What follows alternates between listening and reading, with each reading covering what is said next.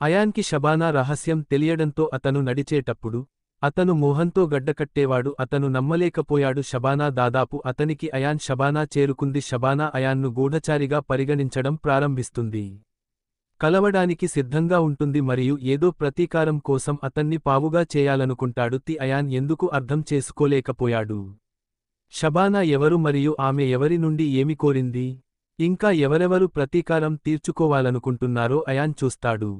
షబానా తన ఇంటిని అయాన్ను విడిచిపెట్టిందని అయాన్ కోసం అక్కడ అతని నానో దోమ షబానా ఇంటిని వదిలి అతని ఇంటికి వెళ్తాడు. ఈరోజు సూర్యరశ్మి చాలా ఎక్కువగా వస్తుంది, ఇది చాలా ఎక్కువ కాబట్టి అయాన్ తన ఇంటికి తిరిగి వెళ్లాడు. అయాన్ వచ్చి ఆ గదికి తాళం వేయాలి. అందులో అతను వ్యవస్థలను ఏర్పాటు చేశాడు. చాలా ఎక్కువ పని ఉన్న చోట జరిగింది. అయాన్ బిజీగా ఉన్నాడు. టీవీ ఆన్ చేసి చూస్తున్నాడు. అయాన్ టీవీలో చూస్తున్నట్లుగా ఉంది. ఆ విషయాన్ని ఆయన స్వయంగా అర్థం చేసుకోలేకపోయారు. ఎవరో అయాన్ తలుపు తట్టారు. అయాన్ తలుపు కొట్టిన శబ్దం విన్నాడు. అది మరెవరో కాదు షబానా అని నాకు అర్థమైంది. హే అయాన్! అతను ఏమైనప్పటికీ ఏమీ చేయలేకపోయాడు కాబట్టి లేచి తలుపు వైపు కదలండి. ఎట్టకేలకు అయాన్ తలుపు తెరిచినట్లు కనిపిస్తోంది. అయాన్ అక్కడ ఉన్నాడు మరియు అతని ముందు షబానా మాత్రమే నిలబడి ఉంది. అతడిని చూసి నువ్వు ఇక్కడ ఉన్నావు కానీ షబానా అతన్ని లోపలికి రమ్మని ఎందుకు అడుగుతుంది? నువ్వు చెప్పవు అయాన్. ఉండు అయాన్, కొంచెం సేపు చెప్పు. జాగ్రత్తగా చూసి లోపలికి పిలిచాడు. లోపలికి రాగానే అయాన్ మీరు ఇక్కడికి రావడానికి కారణం నాకు చెప్పలేదా? షబానా వాహనం వైపు చూస్తూ చెప్పింది. నిజంగా మీకు ఏమీ తెలియదని అయాన్ అన్నారు. నువ్వు చెప్పేదాకా ఎలాగో నాకు తెలీదు. నేను ఏం చెబితే అది చేస్తానని షబానా చెప్పింది. నేను నిన్ను అయాన్ అని పిలుస్తావా? ఇది విన్నాక ఉండు లేక ఏడ్వా అయాన్. ఆమె నవ్వుతూ, మీరు దేని గురించి మాట్లాడుతున్నారు? నువ్వు షబానా నాకంటే ఎక్కువ కాదు అంటుంది. నేను నిన్ను ప్రేమిస్తున్నాను కాబట్టి దాచలేను. నీకు వ్యతిరేకంగా చాలా సాక్ష్యాలు దొరికాయి. రాన్ సులభంగా నిరూపించవచ్చు మరియు తనను ఉరితీయవచ్చని అయాన్కు అర్థమైంది. ఇప్పుడు ఏమీ దాచిపెట్టే ప్రసక్తే లేదు. నన్ను ఉరితీస్తే అని అయాన్ అంటున్నాడు. కానీ మీరు అల్లిన చేయాలనుకుంటే మీరు నా దగ్గరకు రావచ్చు. ఆమె రాలేదు కానీ పోలీసు హెడ్ సాక్ష్యం తీసుకుంటాడు. ఇలా చెప్పి అయాన్ క్వార్టర్కి వెళ్తాడు. షబానా చిరునవ్వుతో మొదలెట్టి తగినంత చెప్పింది. అయాన్, మీకు అద్భుతమైన మెదడు ఉంది. ఇప్పటికిప్పుడు మెదడు లేకుంటే అని అంటారు. షబానా ఉరివేసుకోబోతుంది అని చెప్పింది. మీరు చెప్పింది నిజమే, నాకు మీ సహాయం కావాలి. ఇది ఎలాంటి ఇబ్బంది అని అయాన్ చెప్పాడు. ఈ హంతకుడి అవసరం వచ్చింది. అది నాకు ఇప్పటి వరకు తెలుసు అని షబానా చెప్పింది. నువ్వు ఎవరిని చంపినా బ్రతకడానికి ప్రయత్నిస్తున్నావు. ఒక పోలీసుకు అర్హత లేదని ఆయన అన్నారు. వాలి నోటి నుండి ఇలాంటి మాటలు వింటే నాకు చాలా బాగుంది. నాకు అనిపించడం లేదు మరియు నేను కూడా నమ్మలేకపోతున్నాను. నేను ఇప్పుడు పోలీస్ని అని చెప్పింది. షబానా నేను కాదు, కానీ నేను ప్రతీకార మంటలో కాలిపోతున్నాను. మరో ప్రతీకార మంటలో రగిలిపోతున్న అమ్మాయిని నేను ఆ వ్యక్తిని సహాయం అడగడానికి వచ్చానని అయాన్ చెప్పాడు. కాబట్టి షబానా నీకు సహాయం చేయడానికి నేను ఏమి చేయగలను చెప్పు. నా టార్గెట్ ఫేమస్ గ్యాంగ్స్టర్ అని చెప్పింది. ఆండ్రూ అయాన్ చనిపోయాడని చెప్పాడు. ఓ బాంబు పేలుడులో షబానా ఇలా చెప్పింది. ఏమీ నిజంగా ఆండ్రూ అతని ప్లాస్టిక్ సర్జరీ చేసి అదృశ్యమయ్యాడు. గయా అయాన్తో ఇది మీకు అర్థం ఏమిటి అని చెప్పింది షబానా. డాక్టర్ ఆమెకు ప్లాస్టిక్ సర్జరీ చేయించాడు. తర్వాత చంపబడ్డాను. నేను అతని కూతురిని మరియు నేను వారిపై ప్రతీకారం తీర్చుకోవాలనుకుంటున్నాను. అది విని అయాన్ నోరు విప్పాడు. అయాన్ అతనిని గూఢచారిగా భావించాడు. కాని ఇక్కడ అది భిన్నమైనది. అయాన్ చెప్పారు. ఇది ఇలా ఉంటే బాంబు పేలుడులో చనిపోయాడు. అది నేను కాదు అని షబానా చెప్పింది. నాకు తెలియదు, కాని అక్కడ ఒక అనాథ మృతదేహం ఉంది. ఆండ్రూ ప్రపంచాన్ని సృష్టించిన దాన్ని ఉపయోగించి కనుచూపుమేరలో మిమ్మల్ని మీరు చంపుకోండి కానీ మరొకరు జీవితం దాని స్వంత మార్గంలో జీవిస్తోంది అని అయాన్ చెప్పారు. అప్పుడు అతను చాలా చెడ్డ షబానా అయ్యాడు. అతడికి దాదాపు 70 ఏళ్లు ఉంటాయని చెప్పింది. తనను ఎవరూ పట్టించుకోవడం లేదని అయాన్ చెప్పారు. షబానా ఆండ్రూ అంటే ఏమిటో తెలుసు. అబుల్ ఆజాద్ మరియు నేను గ్యాంగ్ మాత్రమే. ఎవరు? నాయకుడు అఘోరీకి తెలుసు. అయాన్ చెప్పాడు. అంటే వసీం అన్సారీ, మంత్రి వాసు రెడ్డి వల్ల ఉపయోగం లేదని షబానా అన్నారు. వారిద్దరి నుండి ఆ వ్యక్తుల గురించి నాకు తెలుసు. నాకు మరింత తెలుసు. అయాన్ అబుల్ అని చెప్పాడు. ఆజాద్ మరియు మిగిలిన వారు మంత్రి వాసు మాత్రమే. దాదాపు అవుననే అంటోంది షబానా. అయాన్ అలా చెప్పాడని మీరు చెప్పవచ్చు. దీనిపై మంత్రి వాసురెడ్డి చిందులు వేశారు. ఇది విన్న షబానాకు దగ్గు వస్తుంది. మిమ్మల్ని సరిదిద్దుతుంది మరియు ఏమి అర్థంలేనిది అని చెప్పింది. అయాన్ ఇలా చేస్తున్నారా? వాసు రెడ్డి మరణం గురించి మీరు చెప్పింది నిజమే, టైం వచ్చింది వాసు చెప్పింది షబానా రెడ్డి గ్యాంగ్స్టర్ ఎవరో కాదు అతను మంత్రి మరియు అతనిని చంపగలడు నువ్వు కూడా తిరగలేవు అంటున్నాడు అయాన్. దాని గురించి చింతించకండి వాసు రెడ్డి ఆ ప్రజల మరణం వారి నాశనానికి నాంది పలికింది. మీ మద్దతు ఉంటే షబానాకు తెలిసి ఉండేది. ఆమె రాన్ ముందు కూర్చున్నదని మరియు ఆమెకు తెలుసు అయాన్ని ఏమైనా చేయగలనని నేను మీతో ఉన్నాను అని అయాన్ చెప్పాడు. ఆమె ఫోన్ నంబర్ తీసుకుని షబానా ఆమె అక్కడి నుండి వెళ్ళి అయాన్ తన ఇంటికి వెళ్తాడు. ఇప్పుడు ప్రపంచానికి చెప్పమని చెప్పింది రాన్ ఏమి చేయగలడో చూడవలసిన సమయం ఆసన్నమైంది నా తదుపరి అడుగు ద్వారా ప్రపంచం మొత్తం నన్ను తెలుసుకుంటుంది మరియు ఆ తరువాత ఈ జాతిని మానవుడు అని పిలుస్తారు నన్ను చివరి వరకు మర్చిపోను ఆ తర్వాత అయాన్ నవ్వడం మొదలుపెడతాడు షబానా తన గతాన్ని చెప్పి సహాయం కోరింది అయాన్ అతనికి సహాయం చేయడానికి సిద్ధంగా ఉన్నాడు. షబానాతో మాట్లాడిన తర్వాత అయాన్ అంగీకరించాడు. వసీం అన్సారీకి బదులుగా తదుపరి లక్ష్యం మంత్రి వాసు సిద్ధంగా ఉన్నారని ఆయన చెప్పారు అయాన్ ఆమెను చంపాలని తహతహలాడాడు. అబుల్ ఆజాద్ ఇంటి నుండి 2 నానో బట్ దోమలు తిరిగి కాల్స్ మరియు వారి రాక తర్వాత అతను ఆ 2 దోమలను జాగ్రత్తగా చూడటం మొదలు పెడుతుంది ఈ విషయానికి అయాన్కు తెలిసింది నానోటెక్నాలజీతో దోమలు చాలా ఉన్నాయి హాని చేయలేని గట్టి లోహంతో తయారు చేయబడింది దీన్ని తనిఖీ చేసేందుకు ఆయన్ను చేరుకోవడం అసాధ్యం. ఎందుకంటే అతను నిజంగా ఆ రోజు ఎలా ఉన్నాడో అలాగే ఉన్నాడు ఆ 2 దోమలు ఏదో అనడం అయాన్ విన్నాడు గాలిలో దూరంలో ఒకరికొకరు ఎదురుగా నిలబడి ఉన్నారు ఇచ్చి ఇద్దరినీ ఒకదానికొకటి తిప్పుతుంది రెండూ ఢీకొన్నప్పుడు వేగంగా ఎగిరిపోతుంది అయాన్ వారిలో ఒకరిని కలవబోతున్నప్పుడు పక్కకు తిరిగింది మరియు నానోబోట్ దోమ దీని కారణంగా మరొకదానిని తాకిన తర్వాత బయటకు వెళుతుంది గది అంతటా స్పార్క్ కారణం దీని కారణంగా వాహనం తన కళ్లను కప్పుకోవాలి అయాన్ దానిని మూసేస్తాడు మరియు తరువాత దోమలు 2 ఉంటాయి వాటిని ఎత్తుకుని చూడటం మొదలుపెడతాడు అయాన్కి అక్కడ ప్రత్యేకంగా ఏమీ కనిపించదు ఇప్పుడు మంత్రి అని ఆయన స్వయంగా చెప్పారు మీరు వెళ్ళిపోయారు ఇప్పుడు పెద్దదానికి సమయం వచ్చింది ఇలా చేయాలని ఆలోచించిన అయాన్ తన ల్యాప్టాప్ను ఉపయోగించడం ప్రారంభించాడు. మీ గది నుండి జాడలేదు అలాగే హ్యాకింగ్ డివైస్ తీసుకొచ్చి తనలో వాడుతుంటాడు అయాన్ దానిని ల్యాప్టాప్కి కనెక్ట్ చేస్తుంది. జోకర్ యొక్క కార్టూన్ పాత్ర తర్వాత ల్యాప్టాప్లో ప్రారంభమవుతుంది మరియు దాని ధ్వనిని చేస్తుంది ఆ తర్వాత ఆయన్ చాలా పెద్దది హ్యాకింగ్ మరియు ముంబైలోని ప్రతి ఒక్కటి నిర్వహిస్తుంది మొబైల్ ఫోన్ వస్తువులను హ్యాక్ చేస్తుంది television bill board computer laptop మరియు ఈ లైవ్లో జరిగే విషయాలన్నీ అయాన్ వాటన్నింటినీ స్ట్రీమింగ్లో చూపించి ఉండవచ్చు హ్యాక్కి గురైనందున రేడియో మాత్రమే బయటపడింది. అయాన్కి అందని విషయానికి అకస్మాత్తుగా ప్రజలు తమ ఫోన్లలో పని చేస్తున్నారు వారి ఫోన్లో ప్రత్యక్ష ప్రసారాన్ని ప్రారంభించండి వెళుతుంది మరియు వారు దానిని తీసివేయాలని కోరుకున్నారు కానీ అతను తన నుండి ఒక మనిషిని తీసివేయలేడు నేను ఆఫీస్లో ప్రెజెంటేషన్ ఇస్తున్నాను స్క్రీన్పై ప్రత్యక్ష ప్రసారం ప్రారంభమవుతుంది మరియు ప్రతి ఒక్కరూ దీనిని చూడటం ప్రారంభిస్తారు. కొందరు వ్యక్తులు అతను కార్యాలయంలో పని చేస్తున్నప్పుడు అతని కంప్యూటర్ మరియు ల్యాప్టాప్లో ప్రత్యక్ష ప్రసారం ప్రారంభమవుతుంది ముంబైలో అన్నీ హ్యాక్ అవుతున్నాయి. అందరూ తొలగించాలనుకున్నారు కానీ అతని వ్యవస్థ ఏమీ చేయలేకపోయింది ప్రజల తెరపై ఒక్కటి మాత్రమే కనిపిస్తుంది ఆ తర్వాత జీవిత తుఫాను మొదలవుతుందని చెప్పారు అందరూ ఒక నిమిషం ఇప్పుడు ఒక నిమిషం గడిచిపోయింది అతను కాకుండా వేచి ఉన్నారు ప్రజలు ఏమీ చేయలేకపోయారు ఒక నిమిషం గడిచిపోయింది ప్రజలందరి తర్వాత తెరపై ఒక విదూషకుడు అతను సింహాసనంపై కూర్చున్నట్లు కనిపిస్తాడు జోకర్ అయాన్ మరియు అయాన్ ఆ జోకర్ ద్వారా అయాన్ ప్రజలతో మాట్లాడబోతున్నాడు. సాఫ్ట్వేర్ సహాయంతో రోబోటిక్ సౌండ్ ఎప్పుడైనా దీని సహాయంతో యాక్టివేట్ చేయబడింది అయాన్ ఏదైనా చెప్పినప్పుడు అతను జోకర్గా ఉన్నప్పుడు ఆ స్వరం చేస్తాడు అతను దానిని పునరావృతం చేసినప్పుడు అతను జోకర్ వాయిస్ చేస్తాడు. ఇది యాంత్రిక ధ్వని మరియు తరువాత అయాన్ లాగా ఉంది అతను కోరుకున్నప్పటికీ ఎవరూ పట్టుకోలేకపోయారు. ఎవరా అని జనాలు తమలో తాము మాట్లాడుకున్నారు జోకర్ మరియు ఏమి జరుగుతోంది ఇదంతా పెద్దది పెద్దలు గుర్తించడానికి ప్రయత్నిస్తున్నారు కానీ దేన్నైనా కనిపెట్టగల సమర్థులు ఈ హ్యాకింగ్లో పెద్ద హ్యాకర్లు కూడా పాల్గొనలేదు. ఆ వ్యక్తుల గురించి తెలుసుకోవడానికి ప్రయత్నించారు ఈ హ్యాకర్లను కూడా చేరుకోలేకపోయారు యాయా కారణంగా మేము విఫలమవుతున్నాము హ్యాకింగ్ చేస్తున్నప్పుడు గుర్తించలేని హ్యాకింగ్ ఇప్పుడు ప్రతి వ్యక్తి పరికరాన్ని ఉపయోగించారు నేను చేయగలిగింది ఒక్కటే ఆ విదూషకుడు చివరికి అతని కాలు ఒకటి తీసుకున్నాడు విను దాన్ని ఎత్తుకుని మరో పాదంలో ఉంచి చెప్పింది నా వైపు చూస్తున్న వ్యక్తులకు అది తెలుసు మీరు తెలుసుకోవాలని చనిపోతున్నారు నేను ఎవరు మరియు మొత్తం నగరం హ్యాకింగ్ నేను ఎందుకు ప్రత్యక్ష ప్రసారం చేశాను బేకరీ పూర్తి చేస్తున్నప్పుడు నేను మీకు చెప్పాను. ఆ విదూషకుడు ఇంకా నేను మీదే అని అంటాడు. అప్నా రోన్ సరే నా పేరు వేరే ఉంది కానీ మనకు తెలిసిన పేరు ఏదైనా అని అంటారు అందరూ అక్కడికి వెళ్తే అది మన పేరు అవుతుంది. ప్రజలు ఇప్పుడు శ్రద్ధగా వినడం ప్రారంభించారు ఎందుకంటే రాన్ ఇలా ప్రత్యక్షంగా రావడం అంటే ఏంటో ఇది చాలా ప్రమాదకరమైనది మరియు జోకర్ నేటి ప్రపంచంలో అని ఇంకా చెప్పారు కొంతమంది మనలాంటి సామాన్యులకు క్యారెట్ ఇచ్చారు. మీకు ముల్లంగి తినాలని అనిపించినప్పుడు మీరు దానిని అర్థం చేసుకున్నారు. మనల్ని కాళ్లకు పాదరక్షలుగా భావించేవారు.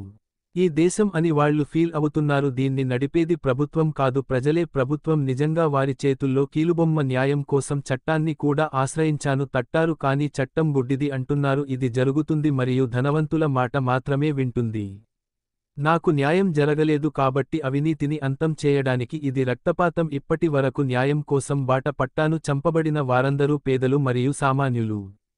వారి మరణానికి ముందు ప్రజల రక్తాన్ని పీల్చేవారు. ప్రజలకు ఎంతో మేలు జరిగిందని నాకు తెలుసు కానీ అలాంటి ముక్కలు కోల్పోవడంతో నేను ఏమీ సాధించలేదు ఎందుకంటే అప్పుడు ఎవరూ లేరు. అతని స్థానాన్ని ఎవరూ తీసుకోలేరు. కాబట్టి నేను ఈ అవినీతిని అరికట్టేందుకు నేను నిర్ణయం తీసుకున్నాను. సముద్రపు పెద్ద సొరచేపను చంపడానికి ఈసారి ఎవరిని చంపాలో నిర్ణయించుకున్నాను. నేను ఆ బిజ్ బమన్నా లేక మరెవరైనానా? అతను గ్యాంగ్స్టర్ కాదు, గౌరవనీయుడు. వాసు రెడ్డి అనే మంత్రి ఉన్నారు. 2 రోజుల్లో పూర్తి చేస్తాను. నేను మొత్తం దేశ ప్రభుత్వాన్ని సవాలు చేస్తున్నాను. ఆ జనాలు మంత్రి వాసును 2 రోజులు అడిగితే నా నుండి రెడ్డిని కాపాడినప్పుడు నేను ఏడ్చాను. ఆ జోకర్ చెప్పగానే లొంగిపోతాను. లైవ్ స్ట్రీమింగ్ ముగుస్తుంది మరియు అన్నీ అయ్యా. ప్రజల గాడ్జెట్లు సాధారణమైనవి. ముంబైలోని అన్ని గాడ్జెట్లను హ్యాక్ చేశాడు. రాబోయే 2 రోజుల్లో దేశం మొత్తాన్ని బెదిరించింది. పగటిపూట మంత్రి వాసురెడ్డిని ఎలిమినేట్ చేయడం ద్వారా ఇస్తారు మరియు వారు ఏమీ చేయలేరు. ఆయన ఇంతకు ముందు రెస్టారెంట్ యొక్క ప్రత్యక్ష ప్రసారం స్నేహ అక్కడ ఆదిత్య, స్నేహ కూర్చున్నారు అని ఆదిత్యను వాహనంపై రెచ్చగొట్టాడు. యాన్ తనకు ఫోన్ చేసి బెదిరించాడని కూడా చెప్పబడింది. ఆదిత్య ముందుగా ఆమెతో సంబంధాన్ని తెంచుకోవాలి. ఒప్పుకోలేదు కానీ స్నేహకి సరిపోయింది.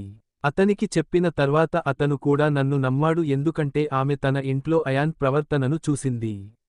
అతను స్నేహతో సంబంధం పెట్టుకోవడం చూశాను. ఆదిత్య బ్రేక్ అడిగాడు. ముందు నేనేం చెప్పకముందే ముంబై మొత్తం హ్యాక్ చేసి ఏడ్చింది.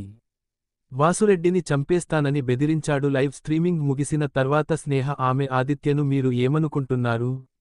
ఈ ఏడుపు నిజంగా వాసు రెడ్డిని చంపేస్తుందా? ఆదిత్య ఇలా కలలు కంటాడు. వాసు రెడ్డి వల్ల కూడా కుదరదు. ఉన్న భద్రతకు భేదం లేదు మరియు ఈ ఓపెన్ ఛాలెంజ్ తర్వాత మంత్రి వాసురెడ్డికి తగిన భద్రత పక్షి కూడా ఎక్కడ ఎక్కువ పెరుగుతుంది. ఇది ఇలా ఉంటే అంటోంది స్నేహ అతను సమాచారం ఇవ్వకుండా చంపడానికి ప్రయత్నించినట్లయితే బహుశా ఒకటి కాని అతను వారిని చంపే అవకాశం ఉంది. ఆదిత్య నువ్వు చెప్పింది నిజమే కాని ఇప్పుడు అతి త్వరలో ఈ రోదన బట్టబయలు కానుంది ఎందుకంటే అది ఈ దేశ ప్రభుత్వంతో పాటు మాఫియాలను కూడా బెదిరించారు. అది ఇప్పుడు మనుగడ సాగిస్తుందని నేను ఖచ్చితంగా అనుకుంటున్నాను. స్నేహ ఇదంతా చెప్పడం అసాధ్యం. వదిలి ఆయన మన గురించి ఆలోచించండి. ఆదిత్య స్నేహ నుండి విడిపోవాలనుకుంటున్నాడు. చేతిలోకి తీసుకుని నువ్వు అని అంటాడు. చింతించకండి, దేవుడు కూడా మనకు భిన్నంగా లేడు. మీరు చేయగలిగితే స్నేహ అంటే ఏమిటి చెప్పాలనుకున్నాడు కాని ఆదిత్య మౌనంగా ఉండిపోయాడు. వదిలిపెట్టి అన్నింటినీ వదిలేయండి అని చెప్పింది. ఇది విన్న స్నేహ ప్రేమగా మాట్లాడు. ఆమె నవ్వుతూ సరే జీ మరియు అతనిది అని చెప్పింది. ఆ తర్వాత ఇద్దరూ ఒకరితో ఒకరు ప్రేమగా మాట్లాడుకున్నారు. స్నేహ ఇప్పుడు ఇలా అనుకోవడం మొదలుపెట్టింది. అది త్వరలోనే అయాన్ నుంచి ఆదిత్యకి చెబుతుంది. పూర్తిగా ఇతర వైపు వేరు చేస్తుంది. షబానా కూడా ఇది చూసి తనలో తానే చెప్పుకుంది అతను చేసిన తెలివితక్కువ పని అని ఆమె చెప్పింది. షబానా తన మార్గాన్ని తిరిగి మార్చుకుంది మరియు అయాన్ మరోవైపు వారు ఇంటి వైపు వెళతారు. ఎక్కడ చూసినా అడవి మంటలే వార్త. ఈ వార్త వాసురెడ్డి వరకు వ్యాపించింది. అక్కడికి చేరుకోగానే భయంతో గుండెపోటు వచ్చింది మరియు సకాలంలో చికిత్స అందించడం వలన ప్రాణాలతో బయటపడ్డాడు. వెళ్లి అతనిని తిరిగి తన ఇంటికి తీసుకువచ్చి బంధించాడు. ఆ సమయంలోనే వాసురెడ్డి హత్యకు గురయ్యాడు. ఇంత భద్రత కల్పించారా? పక్షి కావాలనుకున్నా లోపలికి ప్రవేశించలేకపోయింది. ఎక్కడ చూసినా వాసురెడ్డికి రక్షణగా ఉన్నారు. పోలీసులు బయట ప్రాంతమంతా చుట్టుముట్టారు. మధ్యలో చాలా మంది కమాండోలు మరియు భద్రత ఉంది. బెటాలియన్ నాటబడింది మరియు దాని లోపల ఉంది. అప్పటికే వాసురెడ్డికి చెందిన వారు ఉన్నారు. ఈసారి సిబిఐ కూడా భద్రతలో బిజీగా ఉంది. ఆమె అక్కడికి వచ్చింది మరియు రక్షిత్ ఠాకూర్ మరియు అతని ప్రజలు వారి ఎందుకంటే కూడా నాటబడ్డాయి. బతకాలనుకున్నా వాసురెడ్డిని ఎవరూ ముట్టుకోలేరు.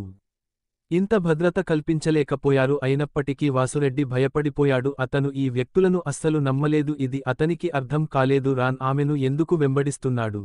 వాసు రెడ్డి రక్షిత్ ఠాకూర్ని తన వద్దకు పిలుస్తాడు. ఎక్కడో ఒక విషయానికి చెప్పు అన్నాడు. హుయ్ ఆ రాన్తో మీకు కూడా పరిచయం ఉందా? రక్షిత్ ఠాకూర్ మీరేం చెప్తున్నారు సార్, మిమ్మల్ని రక్షించడానికి మేమంతా ఇక్కడ ఉన్నాము, నాకు చావాలని ఉంది అంటున్నాడు వాసురెడ్డి. రక్షిత్ ఠాకూర్ అలా అనడం నాకు ఇష్టం లేదు, మేము ఇక్కడ ఉన్నంత వరకు చింతించకండి వాసురెడ్డి గారు, నీకు గీత కూడా రాదు, మీరంతా నా దగ్గరే ఉన్నారని భయంతో అంటాడు.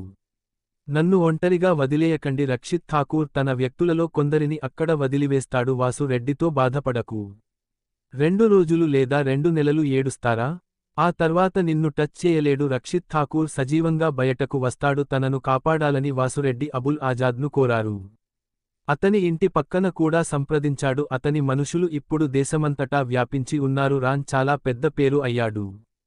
పక్క జనం ఇప్పుడు దాన్ని పట్టుకోవాలనుకున్నారు, ఎందుకంటే మాఫియాని కూడా బెదిరించాడు. రాన్ ఎవరో ఎవరికీ తెలియదు మరియు అతను ఎక్కడ నివసిస్తున్నాడు, ఎందుకంటే సైబర్ సెల్ కూడా రాన్ ఈ హ్యాకింగ్ చేశాడని చెప్పలేకపోయారు. దేశంలో ప్రభుత్వం ఎక్కడ నుండి వచ్చింది, ఏ ధరలోనైనా రోన్ని పట్టుకోవడానికి ఒకటి ప్రత్యేక బృందాన్ని ఏర్పాటు చేశారు, కానీ అది కూడా రాన్ బెదిరింపు కారణంగా ఏమీ చేయలేకపోయాడు. షబానాను కూడా వాసురెడ్డి ఇంటికి పిలిపించారు.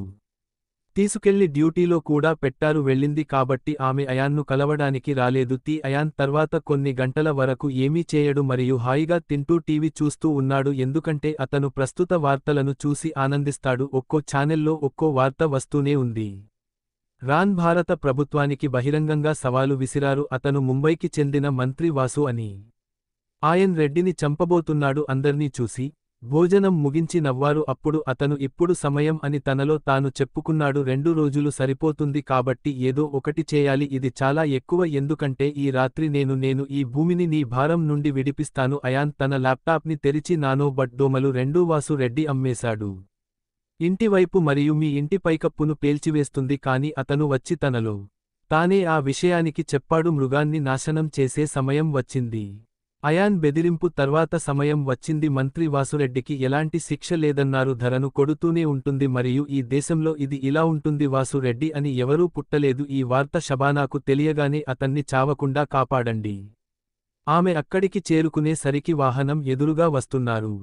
అతను రీకాల్ మరియు అతని డ్యూటీ. వాసురెడ్డి ఇల్లు మరియు వాహనం. అయాన్ తన నానో బోట్తో కలవలేకపోయాడు. వాసురెడ్డితో కలిసి ఓ ప్రయోగం చేశారు. అతని స్థితిని చూసి భయపెట్టడానికి ఈ 2 నానో బాట్లను పంపారు. ఏ సెక్యూరిటీ నుంచి వాసురెడ్డి ఆ మాఫియా వ్యక్తులపై మరింత నమ్మకం ఏర్పడింది. అతని ఇంటి చేతులు బయట ప్రతి ప్రాంతానికి వ్యాపించాయి మరియు ప్రయాణిస్తున్న ప్రతి వ్యక్తిపై వాసురెడ్డి ఇంటిపై నిఘా ఉంచారు. చుట్టుపక్కల ప్రజల రాకపోకలను పోలీసులు మూసివేశారు. అలా ఎప్పుడు రాన్ వాసురెడ్డి చంపడానికి వస్తే ఆయన్ను ఈజీగా పట్టుకోవాలి. తన ఇంటి నుండి కూడా బయటకు వెళ్లి ఆ కాఫీ షాప్లో ఒక మూల సీటు తీసుకుంటుంది మరియు అతని టాబ్లెట్ మరియు ఆ నానోలను తీసుకుంటాడు. అయాన్ బాట్ల ద్వారా పర్యవేక్షించడం ప్రారంభిస్తాడు. కాఫీ ఆర్డర్ చేసి నానో బోట్కి చెప్పింది. వాసురెడ్డి వారిని నియంత్రిస్తూనే అయాన్ నానో ఇంటి దగ్గర డెలివరీ చేసినప్పుడు పడవ ద్వారా వాసురెడ్డి ఇంటిని వీక్షించడం. అతని నోరు తెరిచి ఉంది, అక్కడ కూడా అంత భద్రత ఉంది, ఇది చూస్తే సరిహద్దులో కూడా ఉండకపోవచ్చు. అయాన్ నవ్వుతూ తనలో తానే చెప్పుకున్నాడు, వాసురెడ్డిని ఎలా చంపగలను, నేను దాని గురించి ఆలోచించలేను.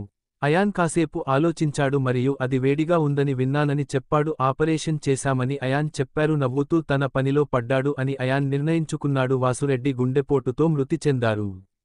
నిన్ను చంపేస్తుంది. అతను చాలా భయంతో చనిపోవచ్చు. భద్రత ఉన్నప్పటికీ అతను సురక్షితంగా ఉన్నాడు. అయాన్ తన నానో బట్లను కారులా పొందడం లేదా పాస్లను నియంత్రిస్తూనే అందజేస్తుంది మరియు చాలా బాగుంది. చాలాసేపు అక్కడా ఇక్కడా వెతికి చివరకు ఆ కారు ట్యాంక్లో 2 నానో బాట్లు వాహనం లాగానే దోమలను లోపలికి పంపుతుంది.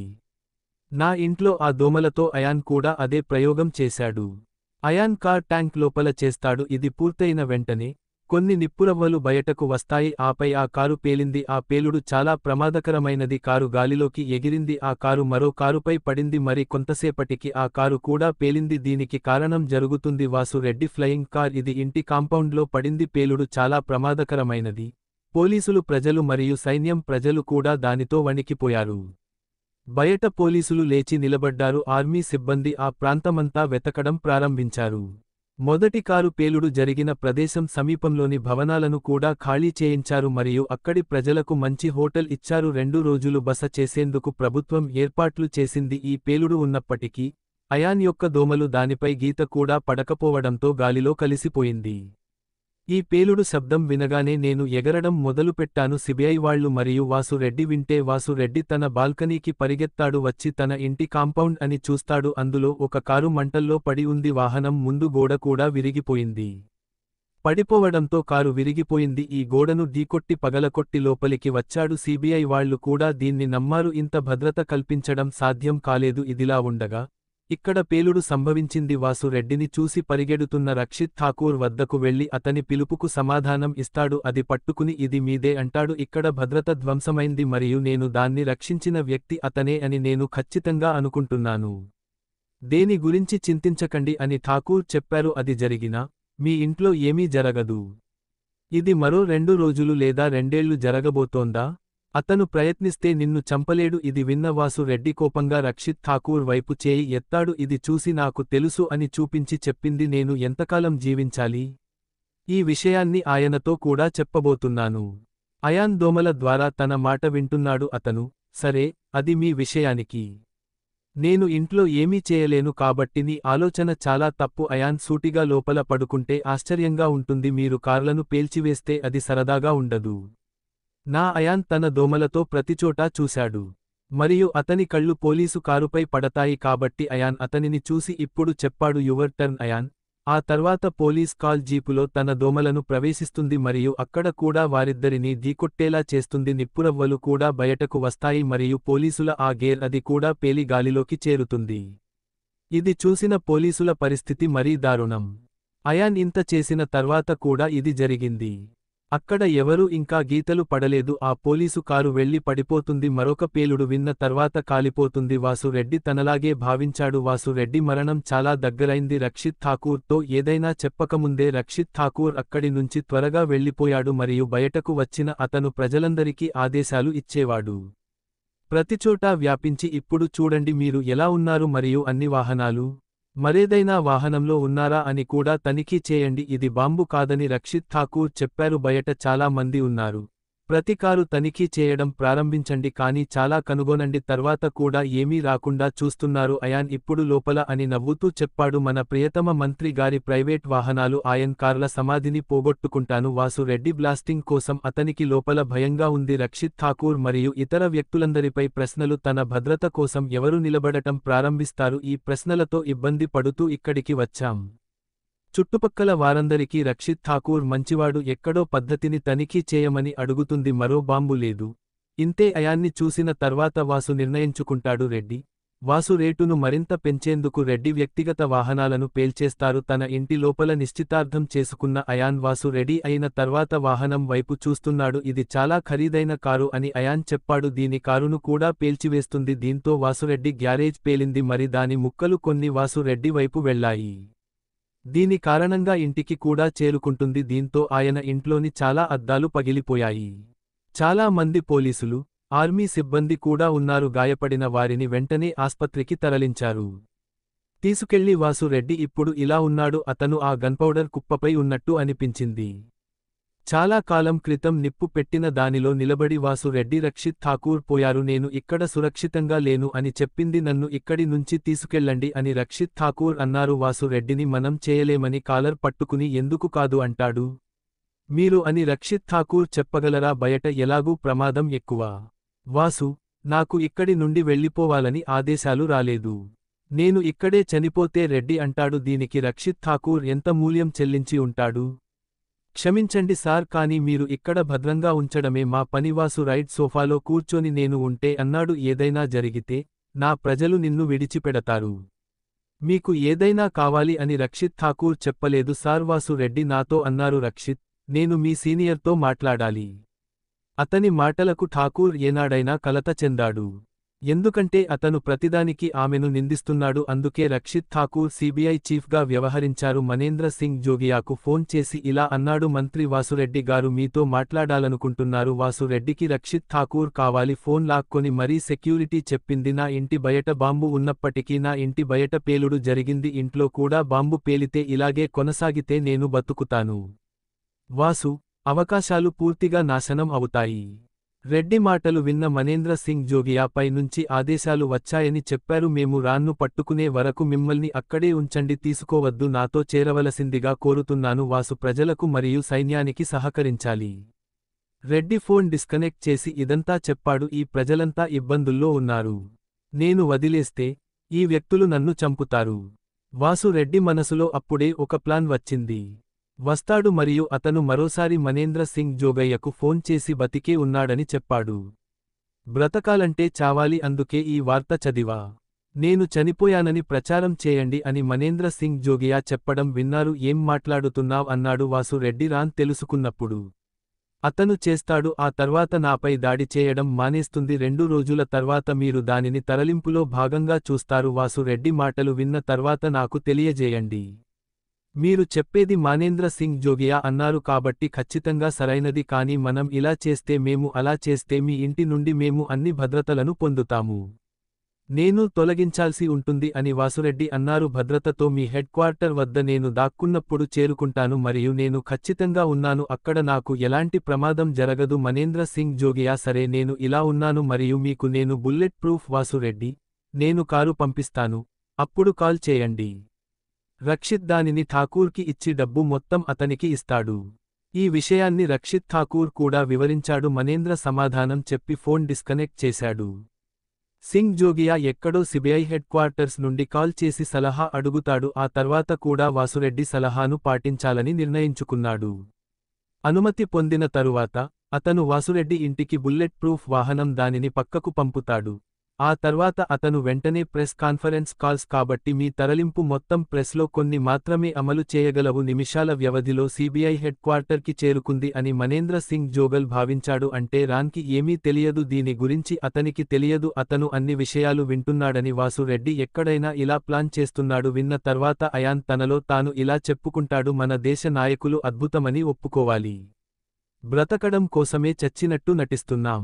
ఈ దేశం ఏమి చేయడానికి సిద్ధంగా ఉంది? అయాన్ అతనిని ముంచివేశాడు. ఆ తర్వాత వాసు రెడ్డి ఇంటిపై ఓ కన్నేసి ఉంచారు. ఇచ్చి ఇంతలో మరో కాఫీ ఆర్డర్ చేసింది. అయాన్ తనకు కొంచెం ఇచ్చాడు. ప్రశాంతంగా ఉండి వార్తలను చూడటానికి ఫోన్ని తీసుకుంటుంది. అయాన్ అది చూడాలనుకున్నట్లు కనిపిస్తోంది. సిబిఐ చీఫ్ ఏం ప్రసంగం చేయబోతున్నారు? అధినేత్రి ముందుకు రాగానే మీడియాకు, మరి మన రాష్ట్రానికి, ఈ దేశానికి ఒకటి. ఇది విన్న తర్వాత చాలా చేదు వార్త. ఏం జరిగింది సార్ అని ఆ వ్యక్తి అడిగాడు. మీరంతా ఎందుకు మెలికలు పెడుతున్నారు చెప్పండి. ప్రజలు అతనిని మనుషుల్లాగే చూడటం ప్రారంభిస్తారు. అతను హలాల్గా పరిగణించబడే మేక వైపు చూస్తాడు.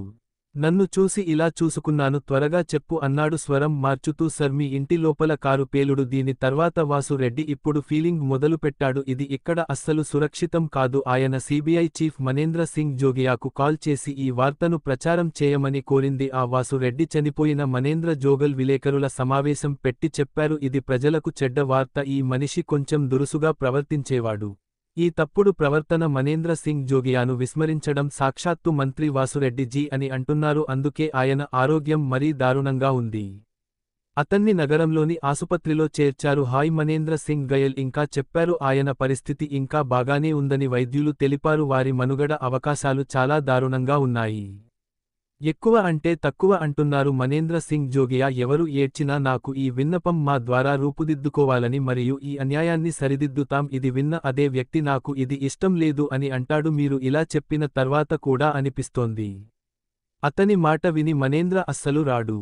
మీరు దీన్ని ఎలా చెప్పగలరని సింగ్ జోగియా అన్నారు. రాన్ ఇంకా లేడని ఆ వ్యక్తి చెప్పాడు. దానికోసం చాలా రక్తం చిందించబడింది. దానికోసం అతను మరణశిక్ష ఈ విధంగా మరియు మంచి మార్గంలో ఇవ్వబడుతుంది. అతను నుండి తెలిస్తే నేను అలా అనుకోను. ఆయన ఇక్కడికి వస్తారని మనేంద్ర సింగ్ జోగియా చెప్పారు. మన దేశం లేదా మరే ఇతర దేశం గురించి ఏమిటి? చట్టం అందుకు అనుమతించదు. మనిషిని చంపగలడు మరియు ఇది రాన్కు శిక్ష. మేము బాధపడవలసి ఉంటుంది, కానీ మేము ఈ వాగ్దానం చేయవచ్చు, అతడి శిక్షను కొద్దిగా తగ్గించాలని భావిస్తున్నాం. ఇది చెప్పిన తర్వాత నా వంతు ప్రయత్నం చేస్తాను. మనేంద్ర సింగ్ జోగల్ మరియు అక్కడి నుండి బయలుదేరాడు. అయాన్ తన ఫోన్ స్విచ్ ఆఫ్ చేస్తూ చెప్పాడు, మరణశిక్షను తగ్గించడానికి ఈ వ్యక్తులు ఏమి చేస్తారు? అయాన్ అప్పుడు వాసు రెడ్డి అని అనుకుంటున్నాడు. నేను ఇంకేదో చెప్పాను కానీ ఇక్కడ మరొకటి ఉంది. అయాన్ తన దోమను రక్షిస్తున్నాడు. ఠాకూర్కు నమ్మకం ఉన్నందున అతని వద్ద ఉంచుతుంది. ఆ విషయానికి రక్షిత్ ఠాకూర్కే తెలియాలి. ఇది చూసి ఫైర్ అవుతుందని వాసు రెడ్డికి చెప్పారట. ఇక్కడ సిబిఐ వల్ల కోపం వచ్చింది. ఆమె మళ్లీ తన ఆట ఆడుకుంది. మనేంద్ర బియాల్ని పిలిచే సింగ్ కానీ అతను రక్షిత్ ఠాకూర్తో ముందుగానే మాట్లాడేందుకు మనేంద్ర సింగ్ జోగియా పిలుపునిచ్చారు. రక్షిత్ ఠాకూర్కి పోలీసులు మరియు ఆర్మీ సిబ్బందిని సిటీ ఆసుపత్రికి పంపండి. అలా రాన్ వాసు రెడ్డికి తెలుసు అతను ఆసుపత్రిలో ఉన్నాడు మరియు మీరు అతనిని ఇక్కడ బుల్లెట్ చేశారు కారులో ప్రూఫ్ తీసుకుని. ఆపై ఆ ఫోన్ రక్షిత్ ఠాకూర్ నుండి వాసు కట్ చేసినప్పుడు అని రెడ్డిని అడిగితే ఆ విషయానికి చెప్పాడు. సిబిఐ ఇప్పుడు రెండు పనులు చేస్తుంది. వాసురెడ్డి అయోమయంలో అతను ఏది అడుగుతాడు? రక్షిత్ ఠాకూర్ మాట్లాడుతూ రెండు పనులు. ఈ ప్రణాళికతో మీరు సజీవంగా ఉంటారు మరియు మేము ఏడుస్తాము. అతను అలా ఉన్నాడు కాబట్టి అతన్ని సులభంగా పట్టుకుంటాడు. మీరు సిటీ హాస్పిటల్లో ఉన్నట్లు అనిపిస్తుంది మరియు అతను మేము ఆ తర్వాత మీ వద్దకు వెళ్తాము. అతడిని రక్షిత్ ఠాకూర్ సులభంగా పట్టుకుంటాడు. అది విని వాసు రెడ్డి అయితే రాన్ సిబిఐ హెడ్ క్వార్టర్లోకి ప్రవేశించారు. రక్షిత్ ఠాకూర్ నన్ను చంపడానికి ప్రయత్నించాడు, చింతించకండి అంటాడు. అతని జుట్టు ఒకటి కూడా సిబిఐ హెడ్ క్వార్టర్స్కు చెందినది. ఇది విన్న తర్వాత లోపలికి ప్రవేశించలేరు అని వాసు రెడ్డి భావిస్తున్నాడు. Rakshit Thakur CBI chief Manendra Singh Jogaiah plan చాలా పటిష్టంగా ఉంది. ప్రజలు వారు ప్రణాళికల మీద ప్రణాళికలు వేసుకున్నారు కానీ వారు ప్రజలకు ఇప్పటికీ దీని గురించి పెద్దగా అవగాహన లేదు. అయాన్ అంటే రాన్ అంత తేలిక కాదు. ఈ విషయాలన్నీ వారికి తెలిసిపోతున్నాయి. ప్రజల మాటలు విన్న తర్వాత అయాన్ తనకు తానుగా చెప్పాడు, వాసు రెడ్డి గారు చెప్పింది నిజమే, ఇది మీ సిబిఐ హెడ్ క్వార్టర్ కూడా. ఆ తర్వాత అయాన్ నన్ను ప్రాణాలతో రక్షించలేడు. నేను నా వస్తువులను సేకరించి నా ఇంటికి తిరిగి వెళ్లాను. వాహనం వారికి ఇవ్వగానే పక్కకు వెళ్లడం ప్రారంభిస్తుంది. అలాంటి వారికి అవకాశం ఇవ్వాలని కోరారు. ప్రణాళికను పూర్తిగా అమలు చేయగలుగుతారు. అయాన్ వారికి ఇంత పెద్ద హాబీని ఇవ్వాలనుకున్నాడు. తద్వారా ఎవరూ ఇలాంటి పనికిరాని వలలు నేయడాన్ని కొనసాగించలేరు. అన్నింటిలో మొదటిది, ఒకసారి అయాన్ ఒక మేధావి. ట్రీట్. అయాన్ తన ఇంటికి వెళ్లి చూస్తాడు. అతని తల్లి బీబా ఇంకా తన పనిలో బిజీగా ఉందని అయాన్ బిజీగా ఉన్నాడు. ఆమె దగ్గరకు వెళ్లి అడిగాడు, దీన్ని పూర్తి చేయడానికి మీకు ఎంత సమయం పడుతుంది? అయాన్ మాటలు విన్న తర్వాత ద్రాబా తెరపై కనిపిస్తుంది. అతను దానిని పొందాడు మరియు ఇది 1.5 రోజులు ఉంటుంది అని చెప్పాడు. ఆయనకి మరింత సమయం పడుతుంది. దూరంగా వెళ్లి నిద్రపోతాడు ఎందుకంటే అతను కొంచెం కునుకు పడాలని తెలుసు. దీని తరువాత అతను తన దాడిని పునరావృతం చేస్తాడు మరియు వాసు రెడ్డిని పూర్తిగా ఎలిమినేట్ చేసిన తర్వాత ఇలా ఆలోచిస్తూనే డేగా అయాన్ నిద్రపోతాడు. మరోవైపు ప్రతి ఒక్కరూ తమ ప్రణాళికలను రూపొందించారు. బాగా అమలు చేయబడింది. వారు మొత్తం సైన్యం మరియు ఆలోచించినట్లు వారు పోలీసులను నగరంలోని ఆసుపత్రికి తరలించారు. ఎవరో చూసేసరికి లోపలికి షిఫ్ట్ అయ్యాడు వాసు రెడ్డి అని కూడా చెప్పొచ్చు. ఇంతమంది అక్కడి వైద్యులను కూడా చంపేశారు. జట్టులో చేర్చబడ్డాడు కానీ అక్కడ మిగిలిన వారికి ఏమీ చెప్పలేదు. తద్వారా మిగిలిన వారికి అనుమానం రాకూడదు. అక్కడ వాసు రెడ్డి వయసున్న వ్యక్తి మాత్రమే కనిపించాడు. తన గదిలో చేర్చుకున్నారు. లోపలతో పాటు బయట కూడా చాలా భద్రత ఉంది. అటువైపు కొందరు రక్షిత్ ఠాకూర్ మరియు అతని ఉన్నారు. సిబిఐ అధినేత వాసురెడ్డిపై ప్రజలు అక్కడికి వెళ్లేందుకు క్వార్టర్స్కు చేరుకున్నారు. వాసు రెడ్డి తర్వాత చాలా నేను సురక్షితంగా మరియు నేను ఇక్కడ ఎవరైనా కనుగొంటానని నేను ఖచ్చితంగా అనుకుంటున్నాను. లోపలికి వెళ్లిన తర్వాత వాసు చంపలేడు. అబుల్ పిలిచిన హమీద్ని రెడ్డి పిలుస్తాడు. వాసు రెడ్డిని కాపాడాలని ఆజాద్ ఏ ధరకైనా అతన్ని రాన్కి పంపాడు. దాన్ని కనుగొనమని అడుగుతాడు మరియు ఫోన్ను డిస్కనెక్ట్ చేస్తాడు. అయాన్ నిద్ర లేచే సమయానికి దాదాపు సాయంత్రం కావస్తోంది. వెళ్లి వాసు లేచి కూర్చున్నాడు. తనను తాను రక్షించుకోవడానికి రెడ్డి చనిపోతాడు. తర్వాత తప్పుడు వార్తలను ప్రచారం చేయాలని సూచించారు. సిబిఐ చీఫ్ మానేంద్ర సింగ్ జోగియా ఒకదానిలో సీనియర్తో మాట్లాడి డబుల్ ప్లాన్ చేస్తున్నారు. ఈ ప్లాన్ ద్వారా సూరెడ్డిని తయారు చేస్తాడు. అతడిని కాపాడి రాన్ను సులభంగా పట్టుకోవచ్చు. ఈ ప్లాన్ విన్న అయాన్ కూడా ఇలా చేసి ఉండొచ్చు. అతను తన ఇంటికి వెళ్లి పడుకుంటాడు. కాబట్టి ఈ వ్యక్తులు మీ ప్రణాళికను చక్కగా అమలు చేయండి. అది చేసి ఆ తర్వాత ఆ వ్యక్తుల కోసం ప్రణాళికలు రచిస్తాడు. అతని ప్రణాళిక ప్రపంచాన్ని నాశనం చేయగలదు మరియు విజయవంతమవుతుంది. ఇది కూడా జరుగుతుంది. మరియు ఇక్కడ సాయంత్రం అయాన్ నిద్ర లేచిన తర్వాత మేల్కొంటాడు. అని టీవీ ఆన్ చేసి చూస్తుంది. కొంతకాలంగా ప్రజలు ఏ కిచ్డీ వండారు. అప్పటి వరకు టీవీ చూసిన తర్వాత అయాన్కి తెలిసింది అతన్ని పట్టుకోవడానికి వారు ఈ తప్పుడు విషయాన్ని ఉపయోగించారని. వాసు రెడ్డి సిటీ అని వార్తలొచ్చాయి. ఈ టీవీ తర్వాత అయాన్ ఆసుపత్రిలో చేరాడు. ఆగి తనలో తాను చెప్పుకున్నాడు, సిబిఐ వాళ్ళు మీరు చాలా తెలివైనవారు. మీరు అనుకున్నంత కాదు. ఇప్పుడు చూద్దాం. ఆ తర్వాత అయాన్ తర్వాత ఏం జరుగుతుంది. 2 రోబోలు దోమలను నియంత్రిస్తాయి. అతన్ని ఆసుపత్రికి తీసుకెళుతుంది. సిబిఐ వాళ్ళు ఏడ్చినట్లున్నారు. అయాన్ ఆసుపత్రికి చేరుకున్నాడు. ఇక్కడ కూడా మరియు ఖాళీ అంబులెన్స్ని చూస్తాడు. ఈ పేలుడు శబ్దం విన్న వెంటనే అది మిమ్మల్ని ఎగిరిపోతుంది. ఆసుపత్రిలో తొక్కిసలాట. అక్కడ ప్రజలు కొంతసేపటికి అక్కడక్కడా పరుగు ప్రారంభించింది. అనంతరం అక్కడికి చేరుకున్న పోలీసులు, ఆర్మీ సిబ్బంది దీంతో తొక్కిసలాటను ప్రజలు సద్దుమణిగించారు. అందుకే ఇక్కడ కూడా బాంబు ఉందంటే నమ్మలేకపోయాను. సిబిఐ హెడ్ క్వార్టర్లో పేలుడు సంభవించినప్పుడు ఆ విషయానికి వాళ్లకు తెలిస్తే ఎందుకంటే వారు దానిని విజయంగా భావించారు. వారి ప్లాన్ సక్సెస్ అయినట్లే అనిపించింది మరియు వారి నకిలీ వార్తలను విశ్వసించడం ద్వారా రాన్ వాసు రెడ్డిని హతమార్చిన ఆసుపత్రి వారు అతనిని చేరుకున్నారు. ఆసుపత్రిలో ఉన్న మా ప్రజలందరికీ ఎవరైనా జాగ్రత్తగా ఉండమని మరియు ఆ గదిలోకి వెళ్లడానికి కూడా ఆగింది. ఇందులో వాసు రెడ్డి లాంటి వాళ్లకి అబద్ధాలు నిజం.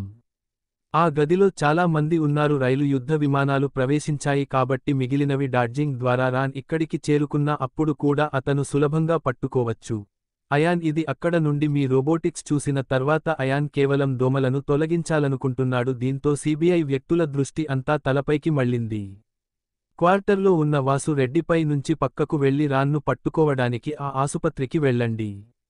ఆయన్ పక్కన ఉండాలి. ఆ తర్వాత చాలా ఎవరైనా ఆన్లైన్లో విషపూరితమైన విషం కోసం వెతికితే అతను ఇలాంటి విషయాలు ఏ పరిశోధనలోనూ లేవని తేలింది. అయాన్ ప్రయోగశాలలో మాత్రమే కలుస్తారు. పరిశోధనా ప్రయోగశాల పేరు గుర్తుకు వస్తుంది. అయాన్ ఆ తర్వాత సిటీ హాస్పిటల్ దగ్గర ఉన్నాడు. మీ రోబోటిక్ దోమలను ఆ ప్రయోగశాలకు పంపండి లోపల మరియు వారి కళ్లలోకి చేరుతుంది. అమర్చిన కెమెరా సహాయంతో అతను అక్కడ విషం కోసం వెతకడం ప్రారంభించాడు. అందుకే వాహనంలో అలాంటి విభాగం ఉంది. పాము విషాన్ని ఎక్కడ ఉంచారో గుర్తించారు. అక్కడ అయాన్ పాము విషాన్ని చూస్తాడు. ఒకసారి మానవుని లోపల కాబట్టి కొన్ని నిమిషాల్లో అతని మరణం ఖాయం. అయాన్ తన రోబోటిక్ దోమల్లో ఒకదానితో వెళ్తాడు. కడుపుని తెరిచి ఆ విషాన్ని లోపల మునిగిపోయేలా చేస్తుంది. ఇచ్చి పొట్ట మూసేస్తాడు. అయాన్ తన రోబోటిక్ దోమలను ఉపయోగిస్తాడు. ఆయనను సిబిఐ హెడ్ క్వార్టర్కి పంపి ఉండేవారు. కొంత సమయం తరువాత అయాన్ ఇద్దరూ రోబోటిక్ దోమ సిబిఐ హెడ్ క్వార్టర్కు చేరుకుంది. అయాన్ వారి భవనాన్ని వెతకడానికి వెళ్లాడు. వాసు రెడ్డిని అప్పుడు గ్రహించినట్లుంది. వారు దానిని 3వ అంతస్తులో ఉంచారు. అయాన్ తన 2 దోమలను 3వ అంతస్తులో ఉంచాడు. 2 రోబోటిక్ దోమలు పంపిణీ చేసినప్పుడు అయాన్ 3వ అంతస్తుకు చేరుకున్నప్పుడు వాసు రెడ్డి ప్రస్తుతం టీవీలో దీన్ని చూస్తున్నారు. అతను హాస్పిటల్ నుండి ఎలా ఉన్నాడో చూస్తున్నాడు. అంబులెన్స్ కూడా అదే రీతిలో పేలిపోయింది.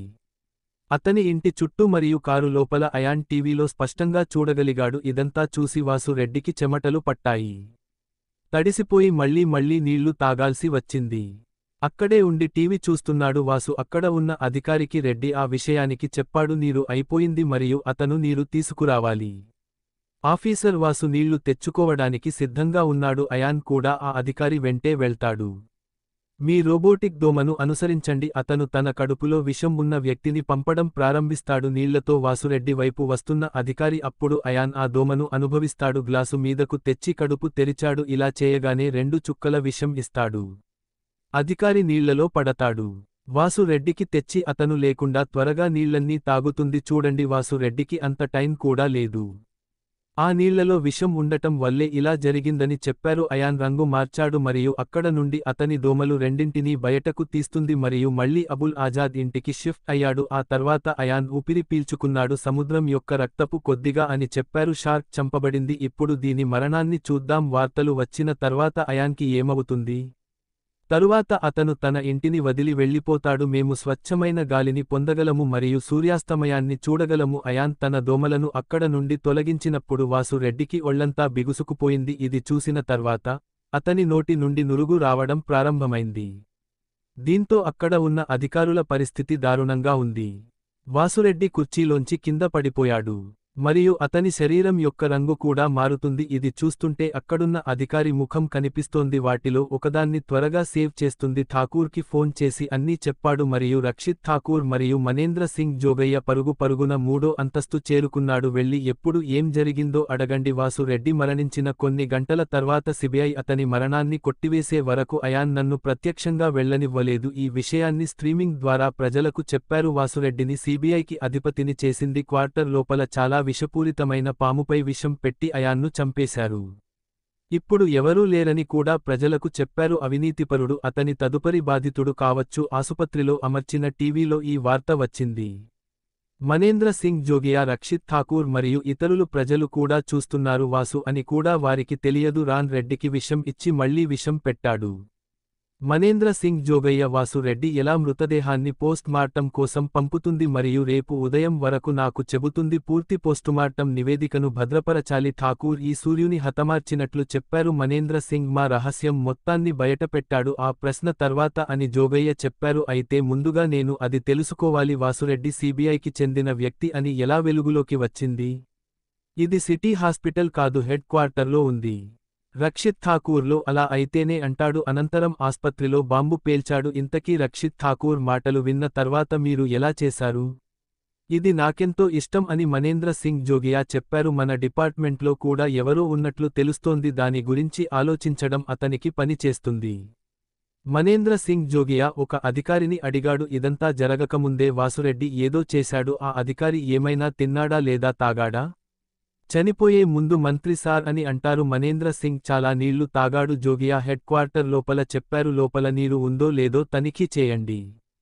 ఇందులో విషం కలపలేదు మరియు మా ప్రజలను ఆ నీటి నుండి దూరంగా ఉంచండి మనేంద్ర సింగ్ చేసినట్లే ఆఫీస్ చేస్తుంది అలా చేయమని జోగియా అడిగాడు ప్రధాన కార్యాలయంలో మిగిలిన అధికారులకు ఫోన్ చేసి ఈ విషయాన్ని తెలియజేస్తాడు మరియు ఆ నీరు ఎవరికీ ఉండకూడదని చెప్పారు ఆ నీటిని తాగాలి వీలైనంత త్వరగా దాన్ని తనిఖీ చేయండి ఇది పూర్తి చేయండి రక్షిత్ ఠాకూర్ ఏడుపు తర్వాత చెప్పారు మంత్రి వాసు రెడ్డిని హతమార్చారు ఇది మాపై పెద్ద దెబ్బ లైవ్ స్ట్రీమింగ్ ద్వారా ఆయన చెప్పిన విషయానికి ఏమిటంటే అతను మా సామర్థ్యాలపై ప్రశ్నలు లేవనెత్తాడు రాన్ అని మనేంద్ర సింగ్ జోగియా చెప్పారు తన జీవితంలో అతి పెద్ద తప్పు చేశాడు మనేంద్ర సింగ్ జోగియా విన్న తర్వాత రక్షిత్ ఠాకూర్ మీరు ఏమి చెబుతారు అని అడిగాడు సర్ మనేంద్ర సింగ్ జోగియా అంటే ఏమిటి ఈసారి అతను ఎవరో గూండాని చంపింది నిజమేనా ఇది తప్ప ఏ సామాన్యుడిని చంపలేదు ఒక మంత్రిని చంపిన సమయం అవును మరియు అది కూడా చెప్పడం ద్వారా మీరు చెప్పింది నిజమే రాన్ మన సామర్థ్యంపై ఖచ్చితంగా క్వశ్చన్ మార్క్ ఉంటుంది నీ మరణానికి ముద్ర వేశాను నేనే పెట్టాను అంటున్నాడు రక్షిత్ ఠాకూర్ ఇప్పటికీ మీరు అర్థం కాలేదు యొక్క ఈ దశ అని మనేంద్ర సింగ్ జోగియా చెప్పారు దీంతో దేశవ్యాప్తంగా తీవ్ర భయాందోళనలు నెలకొన్నాయి త్వరలో ఈ కేసును పార్లమెంటులో లేవనెత్తారు ఏం జరుగుతుందో మీకు బాగా తెలుసు ఇప్పుడు పోలీసులు మాత్రమే అంటున్నారు రక్షిత్ ఠాకూర్ మరియు సీబీఐ కాదు గూఢచార సంస్థ రాబీ రోన్ను కుక్కలా అనుసరిస్తుంది రక్షిత్ ఠాకూర్ ఇప్పుడు అతను బహుశా అని చెప్పాడు మనేంద్ర సింగ్ను దేవుడు కూడా రక్షించలేడు జోగాల్ ఇప్పుడు మీరు కొద్దిగా చెప్పారు మీరు అర్థం చేసుకోవడం ప్రారంభించారా అని రక్షిత్ ఠాకూర్ చెప్పారు అయితే ఈ విషయానికి ఇంకా ఎవరికీ తెలియదు హే రాన్ మనేంద్ర సింగ్ ఎవరు జోగియా రో కోసం ఇది చాలా ఎక్కువ కాదు ఇది పెద్ద విషయానికి కాదు అతను కొన్నిసార్లు చెబుతాడు చాలా మంది తమ పాదాలకు తామే గొడ్డలి పెట్టుకుని ఉంటారు కాని ఇక్కడ రాన్ తన మెడను వంచాడు నన్ను తీసుకెళ్లి గొడ్డలితో నరికి చంపారు ఖచ్చితంగా దాని జీవితం ఎక్కువ కాలం ఉంటుంది ఇప్పుడు అది మీ మెడ నుండి చూసే సమయం వచ్చింది రక్షిత్ ఎంతసేపు ఏడుస్తూ రక్తాన్ని ఆపుకుంటాడు మీరు చెప్పింది పూర్తిగా నిజమేనని ఠాకూర్ చెప్పారు సార్ ఇప్పుడు మీరు మీ స్వంత చర్యల తర్వాత ఏడుపు ఆపుతారు వద్దు మనేంద్ర సింగ్ జోగియా వెళ్ళు అన్నాడు మరియు మంత్రి అని పత్రికలలో వార్తలు ప్రచారం వాసు రెడ్డి మృతి చెందగా ఆయన మృతి అతని శరీరంలోకి ప్రవేశించిన చాలా ప్రమాదకరమైన విషం కారణంగా ఇది 2 రోజుల క్రితం పోస్ట్ చేయబడింది విషం కారణంగా చాలా నెమ్మదిగా పనిచేస్తుంది ఈ విషయానికి మాకు కూడా తెలియలేదు మరి వాసు రెడ్డిని కోల్పోయామని అర్థమయ్యే సరికి రాన్ అని రక్షిత్ ఠాకూర్ చెప్పారు దాని గురించి లైవ్ స్ట్రీమింగ్ ద్వారా చెప్పారు రక్షిత్ ఠాకూర్ మాటలు విన్న తర్వాత మనేంద్ర సింగ్ అని చెప్పక తప్పదు అంటున్నారు జోగయ్య పోస్టుమార్టంలోనూ అదే నివేదిక వచ్చింది అందుకే వాసు రెడ్డి మరణాన్ని ప్రకటించాము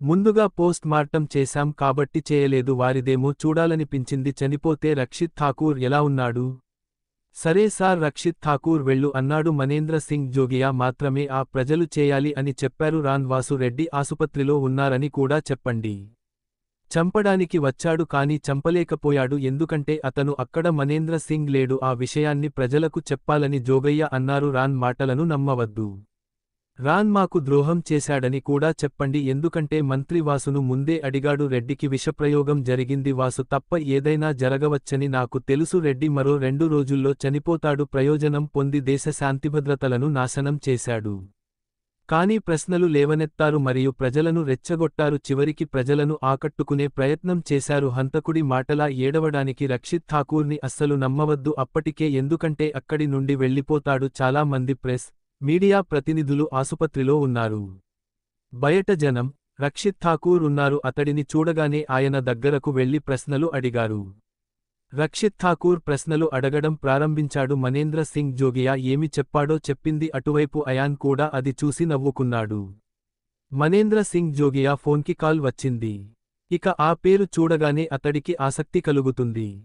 సిబిఐ ద్వంద్వ వ్యూహాలు స్తంభించాయి. యాన్ సిటీ హాస్పిటల్లో ఒకటి అడ్డుకుంటున్నప్పుడు అంబులెన్స్ను పూర్తి చేసిన తర్వాత వారి దృష్టిని మళ్లిస్తారు మరియు మరొక వైపు పరిశోధనా ప్రయోగశాల అత్యంత విషపూరితమైన పాములలో ఒకటి విషం బయటకు తీసి వాసు రెడ్డి తాగిన వారు వాసు వల్ల నీళ్లలో కలుపుతాడు. రెడ్డి బాధతో నేలమీద పడిపోతాడు. అధికారులు అతనితో ఉన్నప్పుడు చూసిన తర్వాత రక్షిత్ ఠాకూర్ మరియు మనేంద్ర సింగ్ జోగియా మూడవ ప్రవాహంలో వారి వద్దకు పరిగెత్తుకుంటూ వచ్చేవారు మరియు రక్షిత్ ఠాకూర్ ఏమి జరిగిందని అడిగాడు. ఎవరైనా విషప్రయోగం చేసి ఉంటారని ఓ అధికారి చెప్పారు. ఆ తర్వాత రక్షిత్ ఠాకూర్ మరియు మనేంద్ర సింగ్ జోగియా వాసు రెడ్డిని కలిసినప్పుడు మీరు దానిని చూస్తే అది పూర్తిగా నీలం రంగులో ఉండాలి మరియు అతని నోటి నుండి చాలా నురుగు వచ్చింది. రక్షిత్ ఠాకూర్ మెడలోంచి బయటపడ్డాడు. తన చేతిని దగ్గరగా పట్టుకుని అయోమయంగా చూస్తున్నాడు. జోగల్ వైపు చూస్తూ మనేంద్ర సింగ్ ఇస్తాడు. అతడిని ఇలా చూసిన మనేంద్ర సింగ్ కంగారు పడ్డాడు.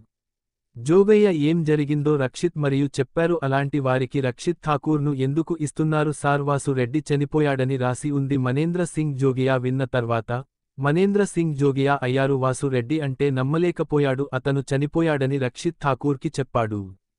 అతనికి విధేయత చూపుతూ మరోసారి తనిఖీ చేయండి. రక్షిత్ ఠాకూర్ మరోసారి చెక్ చేశాడు. మరి సార్ నిజంగానే వాసురెడ్డి చనిపోయాడు. ఇది విన్న మనేంద్ర సింగ్ జోగయ్య స్వయంగా వాసు రెడ్డిని తనిఖీ చేసి ఆసుపత్రికి తీసుకెళ్లండి అని మనేంద్ర చెప్పాడు. వాసు రెడ్డి అని సింగ్ జోగియాకు కూడా అర్థమైంది. చనిపోయింది కాని అతను దానిని కోరుకోలేదు. ఆ వాసు ఎవరో తెలిసేలా సిబిఐ హెడ్ క్వార్టర్లో రెడ్డి మనేంద్ర సింగ్ జోగియా హత్యకు గురయ్యాడు. అందుకు అంగీకరించి అందరూ వాసురెడ్డిని తీసుకెళ్లారు. మేము సిటీ ఆసుపత్రి వైపు వెళ్లడం ప్రారంభించినప్పుడు నగరంలోని ఆసుపత్రికి చేరుకుని దాక్కున్నాడు. వాసురెడ్డి మృతదేహాన్ని దాచి ఉంచారు. అతడిని నకిలీ వాసు ఉన్న గదిలోనే ఉంచు రెడ్డి కొన్ని గంటల పాటు నిరీక్షించారు. ప్రజలు తమకు చికిత్స అవసరమని భావించేలా ఇలా చేయండి. ఆ సమయంలో వాసురెడ్డి ప్రాణాలు కోల్పోయారు. మరోవైపు అయాన్ కూడా తన ఇంటికి తిరిగి వెళ్లాడు. అయాన్ రాగానే టీవీ ఆన్ చేస్తాడు. అలా వాసు రెడ్డి మరణవార్త చూసిన తర్వాత అయాన్ టీవీ స్విచ్ ఆన్ చేసినప్పుడు అతను ఎవరో చూశాడు. న్యూస్ ఛానెల్లో వాసు రెడ్డి మరణం కూడా ఎలాంటి వార్తలు లేవని అయాన్కి అర్థమైంది. సిబిఐ అధికారి వాసురెడ్డి మరణాన్ని దాచిపెట్టారు. అయాన్ మరోసారి ఏదో ఒకటి చేయాలనుకుంటున్నాడు. నవ్వుతూ తన ల్యాప్టాప్ జాడ లేకుండా చేశాడు. హ్యాకింగ్ పరికరానికి కనెక్ట్ చేస్తుంది మరియు మరోసారి మొత్తం ముంబై ఎలక్ట్రానిక్ గాడ్జెట్లను మరోసారి హ్యాక్ చేస్తుంది. అన్ని పీపుల్స్ గాడ్జెట్లలో అదే విషయానికి ప్రత్యక్ష ప్రసారం విల్ స్టర్ట్లో కనిపించింది. ఒక్క నిమిషం ఇది చూసిన తర్వాత అందరూ రాన్ మరోసారి జీవించాడని అర్థమైంది. గోన్న స్ట్రీమ్ అంటే మీ తెరపై వాసు రెడ్డి చనిపోయి ఉండవచ్చు కానీ ఈ రాత చూసిన తర్వాత జనాలు అని గుసగుసలాడడం మొదలుపెట్టాడు. కనా మంత్రి వాసురెడ్డికి ఏమీ కాలేదు. అలాంటప్పుడు మళ్లీ లైవ్ స్ట్రీమ్ ఎందుకు చేస్తున్నారు? ప్రతి ఒక్కరూ తెలుసుకోవడానికి ఒక నిమిషం సమయం ఉంది. మేము ఒక నిమిషం గడిచే వరకు వేచి ఉన్నాము. వెళుతుంది మరియు మళ్లీ తెరపై ఉన్నవి సింహాసనంపై కూర్చున్న జోకర్ కనిపిస్తాడు. జనాలు జోకర్ని చూడగానే అర్థం చేసుకుంటారు. ఇది రాన్ మరియు జోకర్ తప్ప మరెవరో కాదు. మీరు చూశారు అని నవ్వుతూ చెప్పాడు. నేను మంత్రి వాసు రెడ్డిని చంపాను. అది విని అందరూ తమలో తాము మాట్లాడుకోవడం మొదలుపెట్టారు. ఆ జోకర్ మీలో ఈ ప్రశ్న ఉందని చెబుతోంది. వాసు రెడ్డి ఇంకా చనిపోలేదు అనుకోవాలి. అలా అయితే నేను ఇలా ఎందుకు చెప్తున్నాను? ఆ జోకర్ వాసురెడ్డిని నేనే చంపేశాను ఇంకా వాసు రెడ్డికి చెప్పాను అని అంటున్నాడు. కొన్ని గంటల క్రితం నన్ను చంపాడు కానీ అది నాకు అర్థం కాలేదు. వాసురెడ్డి మృతిని పోలీసులు ఇంకా ధృవీకరించలేదు. ఎందుకు ప్రకటించలేదు? వాసు రెడ్డిది అని మీరు అర్థం చేసుకోవచ్చు. చావుపై కూడా రాజకీయాలు చేయడం మొదలుపెట్టారు. అతని మరణం చాలా తక్కువగా పడిపోయింది. వారు ఇంకా ప్రకటించలేదు. నేను నీకు ఏది చెప్పినా వాసు రెడ్డి సిబిఐ హెడ్ క్వార్టర్లో అత్యంత అమాయకుడు. అతను పాము విషం ఇచ్చి చంపబడ్డాడు మరియు జోకర్ ముందున్నాడు. మీరు దీని నుండి తెలుసుకోవచ్చు అని చెప్పారు. నాలాంటి నాన్ సిబిఐ అధికారులు ఎవరైనా ఉన్నారా?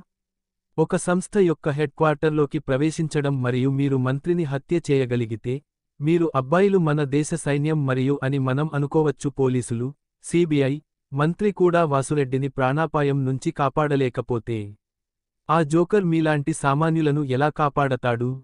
ఇంకా నేను అలా అనడం లేదు అని చెప్పింది. మీరు వారిని నమ్మకపోవచ్చు కానీ వారు మిమ్మల్ని విశ్వసిస్తారు. నేటి తర్వాత నేను నమ్మకంగా నిలబడలేకపోయాను. సమాజం కోసం ఏడవాలని నిర్ణయించుకున్నాను. వాసు రెడ్డి లాంటి చెదపురుగుల నుండి విముక్తి చేస్తా, దానివల్ల మరెవరూ ఏడవరు. నా ఈ సందేశం ఆ అవినీతిపరులకు వెళ్ళనివ్వండి. పేదల రక్తం తాగి వారితో నిజాయితీ లేని వారు ఈ రోజు మనం చేయడం ద్వారా మన సంపదను పెంచుకుంటున్నాము. ప్రతి వారం నేను ఇలాగే ఒక మనిషిని చంపుతాను. నేను అలా కొనసాగిస్తాను మరియు మాది అని నేను ఖచ్చితంగా అనుకుంటున్నాను. దేశంలోని పెద్ద మనుషులు వాసురెడ్డిని కాపాడారు, వాటిని కూడా సేవ్ చేయలేకపోయారు. ఇప్పుడు నేను నువ్వు అని జోకర్ చెప్పినట్లు మీరు కనుగొంటారు. నేను అని ప్రజలకు చెప్పను. ఇకపై ఇలా సరదాగా ఉండనందున నేను ఎవరు చనిపోతాను. అవినీతిపరులందరూ విననివ్వండి. బహుశా నా తదుపరి బాధితుడు వారిలో ఎవరైనా కావచ్చు. ఇలా చెప్పిన తర్వాత లైవ్ స్ట్రీమింగ్ ఆగిపోతుంది. ఈ వార్త మనేంద్ర సింగ్ జోగియాకు వెళ్లి అతని వాళ్లు కూడా ఆసుపత్రిలో నిలబడి చూశారు. వాసురెడ్డి మృతితో కన్నీరుమున్నీరుగా విలపించారు. ఇది ప్రత్యక్ష ప్రసారం ద్వారా ప్రజలకు అందించబడుతుంది. చాలా గంటల క్రితం వాసురెడ్డిని కలిశానని చెప్పారు. సిబిఐ హెడ్ క్వార్టర్లో హత్య చేశారు కానీ ఇప్పటి వరకు అతన్ని చంపలేదు. ఆ తర్వాత బలవంతంగా ఎలాంటి ప్రకటన చేయలేదు. వారు దానిని ప్రకటించాలి. అయితే తమకంటూ ఓ కొత్త కథను రూపొందించారు.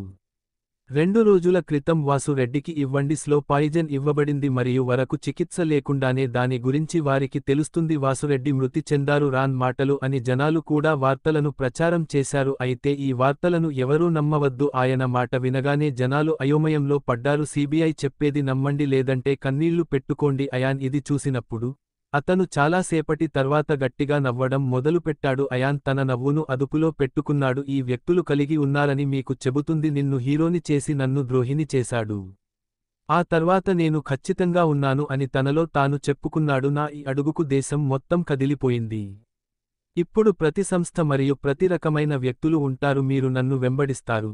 నాతో జాగ్రత్తగా ఉండండి. అయాన్ ఇప్పుడు తన వెనుక ఉన్నాడని తెలుసు. కేవలం పోలీసులు లేదా సిబిఐ మాత్రమే కాదు, వీటన్నింటిలో ఇంటెలిజెన్స్ ఏజెన్సీ చిక్కుకుంది. విషయాలను దృష్టిలో ఉంచుకుని అయాన్ నిర్ణయించుకున్నాడు. అతను కొంతకాలంగా అలా చేశాడు. ఎవరినైనా చంపే ముందు ప్రశాంతంగా ఉంటారు నుండి ప్రత్యక్ష ప్రసారం చేయనని అయాన్ చెప్పాడు. అతను ఎంచుకున్న మిషన్ అతనికి సరైనది కానీ అతను అందరి కోసం తప్పు చేశాడు. అయాన్ ఏదో ఒకరోజు పట్టుబడతాడని తెలిసింది. వెళ్తాడు మరియు అతనికి ఖచ్చితంగా మరణశిక్ష పడుతుంది. కాని అప్పటికి అతను బ్రతకాలని చాలా కోరుకున్నాడు. రాత్రి కావడంతో అయాన్ నిద్రపోయాడు. రక్షిత్ తన కథను ఠాకూర్కి చెప్పాడట. మనేంద్ర సింగ్ జోగియా ఆసుపత్రిలో చేరారు. అతను టీవీ చూస్తూ ఉండగా అతని ఫోన్కి ఎవరో కాల్ చేశారు. అతనికి కాల్ వచ్చింది మరియు అది చూసి షాక్ అయ్యాడు. ఏమీ ఆలోచించకుండా మనేంద్ర సింగ్ జోగియా అతను ఫోన్ ఎత్తాడు మరియు ముందు నుండి ఒక వాయిస్ వచ్చింది. నేను ప్రధానమంత్రి కార్యదర్శిని అని మరియు మీరు వీలైనంత త్వరగా వారిని సంప్రదించవచ్చు. కలవడానికి ఢిల్లీ చేరుకునే ముందు ఆ మనేంద్ర సింగ్ జోగియా ఫోన్లో ఏమీ మాట్లాడలేకపోయాడు. మనేంద్ర సింగ్ జోగియా అక్కడి నుండి తెగిపోతాడు. అతను బయటకు వచ్చి ఒక అధికారికి ఏదో చెబుతాడు. అతను రక్షిత్ ఠాకూర్తో చెప్పవలసింది ఏంటంటే ఫ్లైట్ టికెట్ తీసుకుని ఢిల్లీకి వెళ్తాడు. ఇంటర్వ్యూ చేసినప్పుడు రక్షిత్ ఠాకూర్ వెళ్ళిపోతాడు. అది ఇచ్చి తిరిగి రాగానే మనేంద్ర సింగ్ అని పిలుస్తాడు. జోగయ్య ఎక్కడా కనిపించడు కాబట్టి అతను ఈ ఆఫీసర్ ఎక్కడ అని అడిగాడు. సార్ వెళ్లే ముందు అంటాడు. రక్షిత్ ఠాకూర్ చెప్పారు. అతను చెప్పిన సందేశం ఏమిటి? ఏదైనా ఫైల్ నంబర్ 420ని తీసుకోవడం ద్వారా ఉంచడానికి మరియు అది ఎవరి ఫైల్ దీని గురించి ప్రతిదీ తెలుసుకోవడానికి. ఇది విన్న రక్షిత్ ఠాకూర్ చెవులు నిక్కబొడుచుకున్నాయి. రక్షిత్ ఠాకూర్ వెళ్లి ఏమీ మాట్లాడలేదు మరియు అతను అక్కడ నుండి బయలుదేరాడు మరియు అతను బయటకు రాగానే చెప్పాడు ఫైల్ నంబర్ 420 మరియు అది అతనిది. ఎప్పటి నుంచి సస్పెండ్ చేశారు? సార్ మళ్ళీ తన ఫైల్ తీశాడు. ఎందుకు అడిగారు మరియు దాని గురించి తెలుసు పిచ్చివాడా అని ఎందుకు అడగాలి? మరియు మనిషి మరోసారి కాలినడకన అతను కబిలో చేరినప్పుడు రాన్ లాంటి వేల మంది ఉన్నారు. నేరస్తులను కూడా సులభంగా పట్టుకుంటారు. దీనికోసం కుక్కను చంపుతారు. అదే సమయంలో మొత్తం డిపార్ట్మెంట్ను నాశనం చేస్తున్నాడు. ఈ విషయానికి తెలుసుకున్న డేగా రక్షిత్ ఠాకూర్ మనేంద్ర సింగ్ జోగియాకు కాల్ వచ్చింది కానీ అతను విమానంలో ఉన్నందున అతని వద్ద ఫోన్ లేదు. రక్షిత్ ఠాకూర్ దానిని గమనించినట్లు తెలుస్తోంది. ఫోన్లో ఒకరి నుండి సందేశం ఉంది. ఆ సందేశం అతను మనేంద్ర సింగ్ జోగియాకు చెందినవాడు. అది అతనికి తెలుసు కాబట్టి ముందే పంపించాడు. ఆ వార్త విన్న తర్వాత అతనికి రకరకాల విషయాలు గుర్తుకు వచ్చాయి. ప్రశ్నలు తలెత్తుతాయి. ఇది ఈ సందేశంలో వ్రాయబడింది. ఇప్పుడు రోన్ను పట్టుకోగల ఒకే ఒక్క వ్యక్తి ఉన్నాడు మరియు అతను ఫైల్ అదే వ్యక్తి. అందుకే నేను మిమ్మల్ని అభ్యర్థిస్తున్నాను. అతను ఇప్పుడు ఎక్కడ ఉన్నాడో తెలుసుకోండి. రక్షిత్ ఠాకూర్ మీరు ఎలాగైనా ఏదైనా చేయండి. మనేంద్ర సింగ్ జోగియా వల్ల కుదరలేదు. ఏ ధరకైనా అతనికి ఇచ్చిన ఆర్డర్. ఆ తర్వాత సీబీఐకి రక్షిత్ ఠాకూర్ అంగీకరించాల్సి వచ్చింది. అతను హెడ్ క్వార్టర్కి వెళ్లిపోతాడు. విధ్వంసం నుండి మిమ్మల్ని మీరు విడిపించుకోమని చెబుతుంది. మరోవైపు షబానాకు కూడా ఈ వార్త ఇస్తున్నాం. అతను ఆ సమయంలో అక్కడ ఉన్నందున తెలుస్తుంది హాజరయ్యాడు. ఆ వ్యక్తి కూడా ఆమెకు తెలుసు. ఇది కొన్ని సంవత్సరాల క్రితం. File number 420. సీబీఐ మనిషి ప్రతి శాఖకు వెళ్లాలి. రక్షిత్ ఠాకూర్ అక్కడి నుంచి వెళ్లిన తర్వాత వెళ్లేవారు. తర్వాత షబానాతో పాటు మిగతా వాళ్లంతా కూడా అక్కడికి వచ్చారు. అప్పటి నుంచి వెళ్లిపోవాలని ఆదేశం ఇవ్వబడింది. ఇప్పుడు వాసురెడ్డి చనిపోయారు కాబట్టి వారు ఇక అక్కడ ఉండాల్సిన పనిలేదు. షబానా తన ఇంటికి వెళ్లకుండా అయాన్ ఇంటికి వెళ్ళింది. ఆమె అతనికి చెప్పాలనుకున్నందున పక్కకు వెళ్ళింది. ఆ వ్యక్తిని సీబీఐ వాళ్లు వెనక్కి తీసుకురాబోతున్నారని చెప్పారు. అతను చాలా ప్రమాదకరమైనవాడు. ఇక్కడ తప్పించుకోవడం అసాధ్యం. అయాన్ గుర్రాలను అమ్మి నిద్రపోతాడు. 1 గంట తర్వాత అయాన్ తలుపు వద్ద ఉన్నాడు. ఎవరో బిగ్గరగా తలుపు తట్టారు. కొట్టిన శబ్దం చాలా భయంకరంగా ఉంది. ఆంక్ ఒంటరిగా కూర్చున్నాడు. అర్ధరాత్రి ఎవరికి పిచ్చి పట్టిందని ఎవరు చెప్పారు? అయాన్ తలుపు వైపు కళ్ళు రుద్దుతున్నాడు. వెళ్లి తెరిచి ఆవులిస్తాడు. ఆ తర్వాత ఆ షబానాని చూసినట్టుంది. ఆమె బయట నిలబడి ఉండడం చూసి అయాన్ నిద్రలోకి జారుకున్నాడు. వెడల్పుగా తెరిచి చెప్పింది, మీరు ఇంత రాత్రి ఇక్కడ ఏమి చేస్తున్నారు? షబానా లోపలికి వచ్చి తలుపు వేసుకుంది. మీరు ఏమి చేశారు? మరియు ఆమె చెప్పింది, మీది కూడా తెలుసా? ఈ చర్య వల్ల మనేంద్ర సింగ్ ఏమవుతుంది? జోగియా ప్రధానమంత్రి కార్యదర్శిగా నియమితులయ్యారు. ఆయనకు ప్రధాని నుంచి పిలుపు వచ్చింది. వీలైనంత త్వరగా కలవాలని మనేంద్ర కోరారు. సింగ్ జోగ్ ఆల్ రక్షిత్ ఠాకూర్ కోసం సందేశం వదిలి రక్షిత్ ఠాకూర్ వద్దకు వెళ్తాడు. ఫైల్ నంబర్ 420 మరియు అది ఎవరి ఫైల్కు చెందినదో కనుగొనండి. మనం కూడా అతడ్ని కనిపెట్టి బయటపడాలి. ఇది వినండి. రక్షిత్ ఠాకూర్ చెవులు ఎగిరిపోయాయి. ఆయన త్వరగా సీబీఐ హెడ్ క్వార్టర్ వైపు వెళ్లారు. ఇది విన్న షబానా స్వయంచాలకంగా అతను వెళితే అప్పుడు వస్తానని చెప్పింది. అయాన్ ఇలా ఆలోచిస్తూ యాన్ ఇంట్లోనే ఉన్నాడు. దగ్గరకు చేరుకుని అతన్ని తిట్టడం మొదలు పెట్టాడు. షబానా స్వయంగా పోస్ట్ చేయడం చూసి షాక్ అయింది. ముందు నువ్వు ఇక్కడికి వచ్చి ఇక్కడ కూర్చో అంటాడు. ఆ తర్వాత అన్నీ వివరంగా చెబుతాను. అయాన్ యొక్క ఈ సూచనను నేను షబానాకు కూడా చెబుతాను. ఆమె బాగానే ఉంది మరియు ఆమె వెళ్లి అయాన్ సోఫాలో కూర్చుంది. అయాన్ కూడా మరో సోఫాలో కూర్చున్నాడు. అతను వెళ్లి ఇప్పుడు ఏమి అడగండి అని చెప్పాడు. నేను అడగాలనుకుంటున్నాను మీది అని షబానా చెప్పింది. ఈ చర్య వల్ల మీకు ఏమి జరిగింది?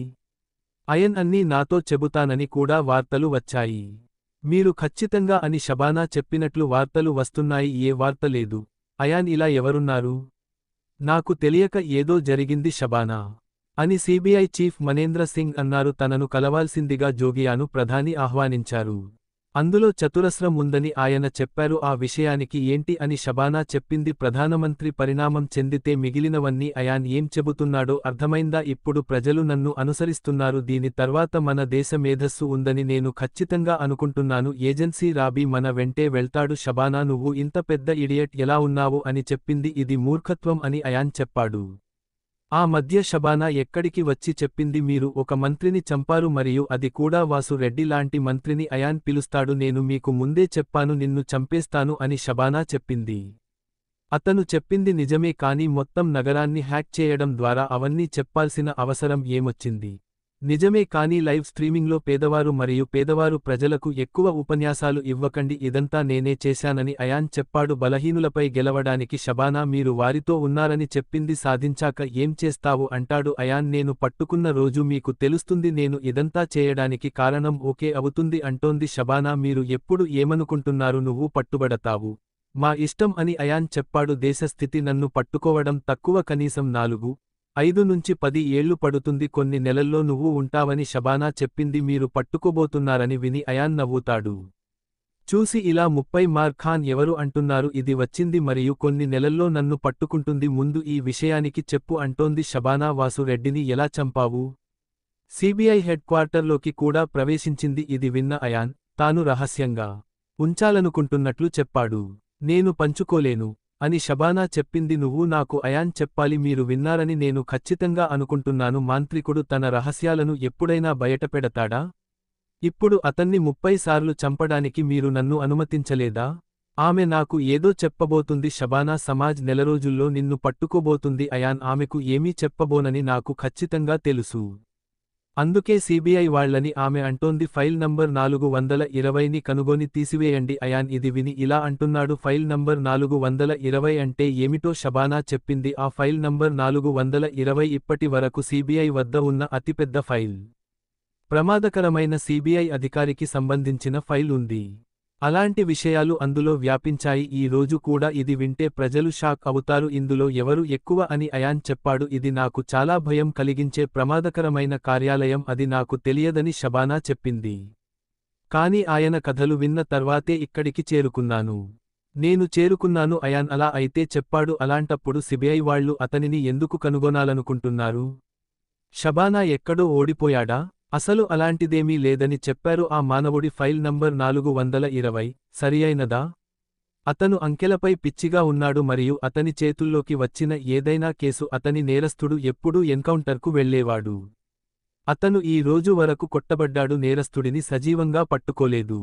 అయాన్ను 6 ఏళ్ల క్రితం సస్పెండ్ చేశారు. అతను చాలా బాగున్నాడా అని చెప్పింది. ఆయన అధికారిగా ఉన్నప్పుడు సీబీఐ అధికారులు ఆయనను సస్పెండ్ చేశారు. షబానా తనలో ఒకడిని ఎందుకు చెప్పింది? పొరపాటున అయాన్ ఏది అని అడిగాడు. ఓ సందర్భంలో షబానా చెప్పింది, ముఖ్యమంత్రి ఎదుటే ఇలా చేశాడు. అయాన్ తన ప్రసంగంలో 10 మందిని కాల్చాడు. ప్రసంగంలో అతనికి ఏమైంది అని అడుగుతుంది. నన్ను కాల్చి చంపే దశలో ఉన్నాను. ఒక్క కేసులో 10 మంది క్రిమినల్స్ ఉన్నారని షబానా చెప్పింది. ముఖ్యమంత్రి కొనసాగుతున్న ప్రసంగంలోకి ప్రవేశించారు మరియు అతను మరియు అతని సహచరులు లోపల ప్రసంగాలు ఇచ్చారు. ప్రవేశించి అందరినీ చంపాడు. ఈ పని కోసం అయాన్ చెప్పారు, నాకు పతకం రావాలి, నన్ను ఎందుకు సస్పెండ్ చేయాలి? షబానా ఇచ్చినా కాల్పులు జరుపుతామని చెప్పారు. ఆ తర్వాత జరిగిన తొక్కిసలాటలో దాదాపు 100 మంది చనిపోయారు. చంపబడ్డాడు.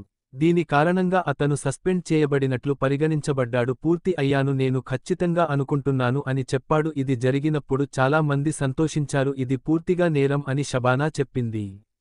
పోలీసు డిపార్ట్మెంట్తో పాటు మరియు ఇతరులు అని అయాన్ కూడా చాలా సంతోషించారు. నేరస్థులు బాగానే ఉన్నారు, కానీ ఈ ఇతర వ్యక్తులు ఇంతకీ ఆమె వల్లేం జరిగిందో చెప్పే షబానా ఎవరు ఆ నేరస్థులతో ఎన్కౌంటర్కు వెళ్లాడు. ఉమ్మడి పోలీసు శాఖతో పాటు కొంతమంది సీబీఐ వాళ్లు కూడా చంపబడ్డారు.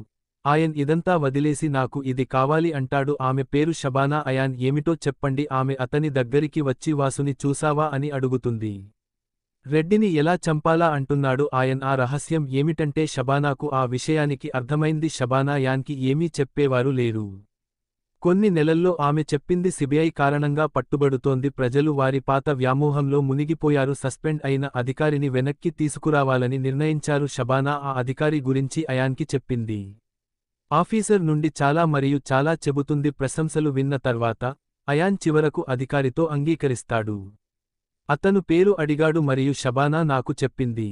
ఇది విన్న తర్వాత అయాన్ పేరు ఇంకా తెలియదు. అప్పుడు నువ్వు నాకు ఈ రామ్ కథ చెప్పావు అంటాడు. పనికిరాదని విన్నాను. ఆన్లైన్లో ఒక పని చేయండి అని షబానా చెప్పింది. వెతికితే అయాన్ ఎప్పుడు తెలుస్తుంది. అతను ఆన్లైన్లో శోధిస్తే అతనికి ఇది మాత్రమే కనిపిస్తుంది. అది ముఖ్యమంత్రి ప్రసంగంలో కనిపిస్తోంది. సీబీఐ అధికారి కాల్పులు జరిపాడు. అది ఎప్పుడనేది సీబీఐ చెప్పలేదు. అయాన్ షబానాకు విషయానికి చెప్పగా ఆమె చెప్పింది, అతని పేరు నాకు ఇంకా తెలియదు, అయితే రేపు ఉదయం చెబుతాను. తర్వాత షబానా అయాన్ని జాగ్రత్తగా ఉండమని చెప్పింది. మరియు అయాన్ షబానా అక్కడ నుండి లేచి బయలుదేరడం ప్రారంభిస్తుంది. ఆపి సస్పెండ్ చేసిన విషయాన్ని చెప్పారు. సీబీఐ ఆఫీస్ చాలా ప్రమాదకరమైనది, నువ్వు చెబుతున్నంత మాత్రాన షబానా చెప్పింది. అయితే అయాన్ అతన్ని కూర్చోమని అడుగుతాడు. తన ల్యాప్టాప్ తీసుకొచ్చి షబానాకి ఏదో ఇచ్చాడు. షబానా అతనిని చూస్తూనే చూపించడం మొదలుపెట్టింది. నువ్వు నాకు ఏమి చెప్తున్నావు అయాన్ అన్నాడు. ఇది గేమ్ మరియు ఇది నా అప్పుడు నేను దాని అయాన్ చేస్తాను అని షబానా చెప్పింది. మీరు ఈ ఐడిని రాసుకోండి అని అయాన్ చెప్పాడు. షబానా చెప్పిన దాని వల్ల డి అని అయాన్ తన చేతిపై రాసుకున్నాడు. మీరు భవిష్యత్తులో ఇది ఉపయోగకరంగా ఉంటుంది. ఇది వినడానికి మరింత ప్రయోజనకరంగా ఉంటుంది షబానా చెప్పింది. మరియు మీరు నాకు ఇది చెబుతారు, అయితే ఎలా జరగబోతోంది అయాన్ అంటున్నారు. మీరు నాకు ఏదైనా ముఖ్యమైన సమాచారం ఇవ్వవలసి వస్తే మీరు నాకు కాల్ చేస్తే లేదా మెసేజ్ చేస్తే మీరు పట్టుకుంటే సులభంగా పట్టుకోవచ్చు. నేను వెళితే ఖచ్చితంగా పట్టుబడే అవకాశం ఉంది. సమయం పట్టదు. నువ్వు అని షబానా చెప్పింది. మీరు ఏమి చెప్పాలనుకుంటున్నారో నాకు స్పష్టంగా చెప్పండి. అయాన్ నేను మీకు చెప్పిన గేమ్ గురించి చెప్పాడు. ఈ ప్రపంచంలోనే అత్యుత్తమ ఆట అని ఐడి ఇచ్చారు. ఇది ఎక్కువగా ఆడబడుతుంది మరియు ఎవరు దేని గురించి మాట్లాడుతున్నారు దీనిపై ఇంతవరకు ఎవరూ పట్టించుకోలేదు ఎందుకంటే ఈ గేమ్లో చాలా మంది ఆటగాళ్లు ఉన్నారు. ఒకరి సంభాషణపై ఎక్కువ శ్రద్ధ షబానా ఇవ్వడానికి ఎవరికీ సమయం లేదు. మీరు నన్ను ఈ గేమ్ ఆడాలని కోరుకుంటున్నారని చెప్పారు. డౌన్లోడ్ చేసుకోండి మరియు ఏదైనా సమాచారం ఉంటే మీరు చేరుకున్నట్లయితే నేను దీని ద్వారా చేరుకుంటాను. ఇప్పుడు నాకు సరిగ్గా అర్థమైందని అయాన్ చెప్పారు. ఈ విషయానికి ఎవరికైనా తెలిస్తే చెప్పు అంటోంది షబానా. నేను దాని గురించి తెలుసుకున్నప్పుడు మరియు అతను దానిని చూశాడు. అయాన్ నిజానికి ఈ గేమ్లో జరుగుతుందని చెప్పారు. మేమిద్దరం ఒకరితో ఒకరు కనెక్ట్ అయ్యే వరకు మేము ఉన్నంత కాలం మా సంభాషణ కనిపిస్తుంది మరియు మా కనెక్షన్ పోయిన వెంటనే ఆ సంభాషణ ఏది జరిగినా అది తుడిచివేయబడుతుంది. అయాన్ మరింత చెప్పారు. ఈ గేమ్లో లెజెండ్ ప్లేయర్ అయితే ఆయన వస్తున్నారంటే మనం కూడా అతనితో పోరాడాల్సి వస్తుంది. మీరు సిద్ధంగా ఉండండి. ఆ తర్వాత షబానా ఉంది. ఆమె వెళ్లడం ప్రారంభించినప్పుడు వాహనం ఇప్పుడు చెప్పింది ఇలా నన్ను కలవడానికి రావద్దు లేకుంటే మనుషులకు మా ఇద్దరికీ అనుమానం రావచ్చు పట్టుకోవచ్చు మరియు నేను ఖచ్చితంగా ఉన్నాను అయాన్ నాతో పాటు నీకు కూడా శిక్ష విధించి మరణిస్తారు. షబానా మాటలు విన్న తర్వాత మేము షబానా దానిని విదిలించి అక్కడి నుండి వెళ్ళిపోయింది. వెళ్ళిన తరువాత యాన్ తనలో ఆవులించాడు. రేపు ఉదయం ఏమైనా చెప్పు మీరు చూస్తారు. నేను ప్రస్తుతం చాలా నిద్రపోతున్నాను. అయాన్ వస్తున్నాడు. ఆ తర్వాత అతను తన మంచానికి వెళ్తాడు. మరియు అయాన్ పడుకున్న వెంటనే నిద్రపోతాడు. ఎవరైనా చేస్తారేమో అని అస్సలు ఆందోళన చెందలేదు అతను కలిగి ఎందుకంటే క్యాచ్ అన్నారు తన మీద తనకున్న నమ్మకం కంటే తనపైనే ఎక్కువ నమ్మకం కలిగింది. సిస్టమ్ మరియు సాఫ్ట్వేర్ మరొక వైపు లేవు. రక్షిత్ ఠాకూర్ దాదాపు సగం చేరుకున్నాడు. అక్కడికి చేరుకునే సరికి టైరు పంక్చర్ అయింది. గంటల తరబడి నిరీక్షిస్తాడు కానీ దూరంగా ఒక్క జంతువు కూడా కనిపించదు. పైగా అతని ఫోన్ బ్యాటరీ చనిపోయింది. ఎవరికీ ఫోన్ చేయనట్లు ఇప్పుడు రక్షిత్ ఠాకూర్ ఈ నిర్ణయం తీసుకున్నారట. అతనే తన బండి చక్రం తిప్పుతాడు అని అతను తన కారు నుండి స్టెఫానీని మారుస్తాడు. జాక్ని ఇన్స్టాల్ చేయడం ద్వారా బయటకు వచ్చి చక్రాన్ని తెరుస్తుంది. దాదాపు గంట తర్వాత తెలుస్తోంది రక్షిత్ ఠాకూర్ చివరకు తన కారు చక్రం మార్చాడు. ఆ తర్వాత రక్షిత్ ఠాకూర్ తన కారును తీసుకెళ్లాడు. నీరు బయటకు వచ్చి చేతులు కడుక్కోండి పాతవి నాకు నచ్చవని తనలో తానే చెప్పుకుంటాడు. నాకు ఉద్యోగం రాకముందు రోజులు గుర్తుకొచ్చాయి. ఉత్కర్ష్ మామయ్యను కలవడానికి వెళ్లి ఇలాగే ఉన్నాడు. నిర్జన ప్రదేశంలో నా కారు టైర్ ఒక పంక్చర్ ఉంది. దాని తర్వాత నేను రక్షిత్ ఠాకూర్ పగ తీర్చుకుని ఊపిరి పీల్చుకున్నాడు. మరియు అతను వృద్ధుడని స్వయంగా చెప్పాడు. అది ఏ రోజు? ఆ తర్వాత అతను మళ్లీ కారులో కూర్చుని సిబిఐ అధిపతి కొద్దిమంది మాత్రమే క్వార్టర్ వైపు వెళతారు. నిమిషాల్లో సిబిఐ హెడ్ రక్షిత్ ఠాకూర్ త్రైమాసికానికి చేరుకుంటుంది. ఆయన వెళ్లగానే అధికారులంతా ఆయనకు స్వాగతం పలికారు. మరి వీటన్నింటికి ఇది సమయం అని రక్షిత్ ఠాకూర్ చెప్పారు. సంఖ్య వీలైనంత త్వరగా ఫైల్ నంబర్ 420. ఇది విన్న తర్వాత అందరూ రక్షిత్ ఠాకూర్ వైపు చూస్తున్నాడు. పరిధి పేరులో ప్రజలు ఏదో తప్పు విని ఉండవచ్చు. మీరు నిజంగా ఫైల్ చేస్తారని ఒక అధికారి చెప్పారు. 420 నంబర్ని తీయాలనుకుంటున్నారు మీరంతా అని రక్షిత్ ఠాకూర్ చెప్పారు. ఇప్పటి వరకు సిబిఐ విషయంలో మీరు చెప్పింది నిజమే. కబీర్ అత్యంత అసాధారణమైన మరియు మెదడు లేని అధికారి షెకావత్ ఫైల్ నంబర్ 420. ఆట యొక్క అయాన్ షబానా ఐడిని తీయండి ఇది ఇస్తూ ఇప్పుడు వాళ్ళు అంటున్నారు ముందు కూడా ఎందుకంటే ద్వారా మాట్లాడతారు. ఎంత పెద్దవాడైనా నన్ను 30 సార్లు ఎందుకు చంపకూడదు? అవును కాని అతని కళ్ళు ఇక్కడ లేవు. అయాన్ సందేశం షబానాకు కూడా చేరబోతోంది. ఆ సలహా బాగానే అనిపించి అక్కడి నుంచి వెళ్ళిపోయింది. నేను నా కారు పంక్చర్కి అవతలి వైపు వెళ్తాను. ఆ తర్వాత రక్షిత్ ఠాకూర్ స్వయంగా ఆ వాహనాన్ని నడిపాడు. దాన్ని సరిచేసి త్వరగా అక్కడి అధికారికి సమాచారం అందజేస్తాడు.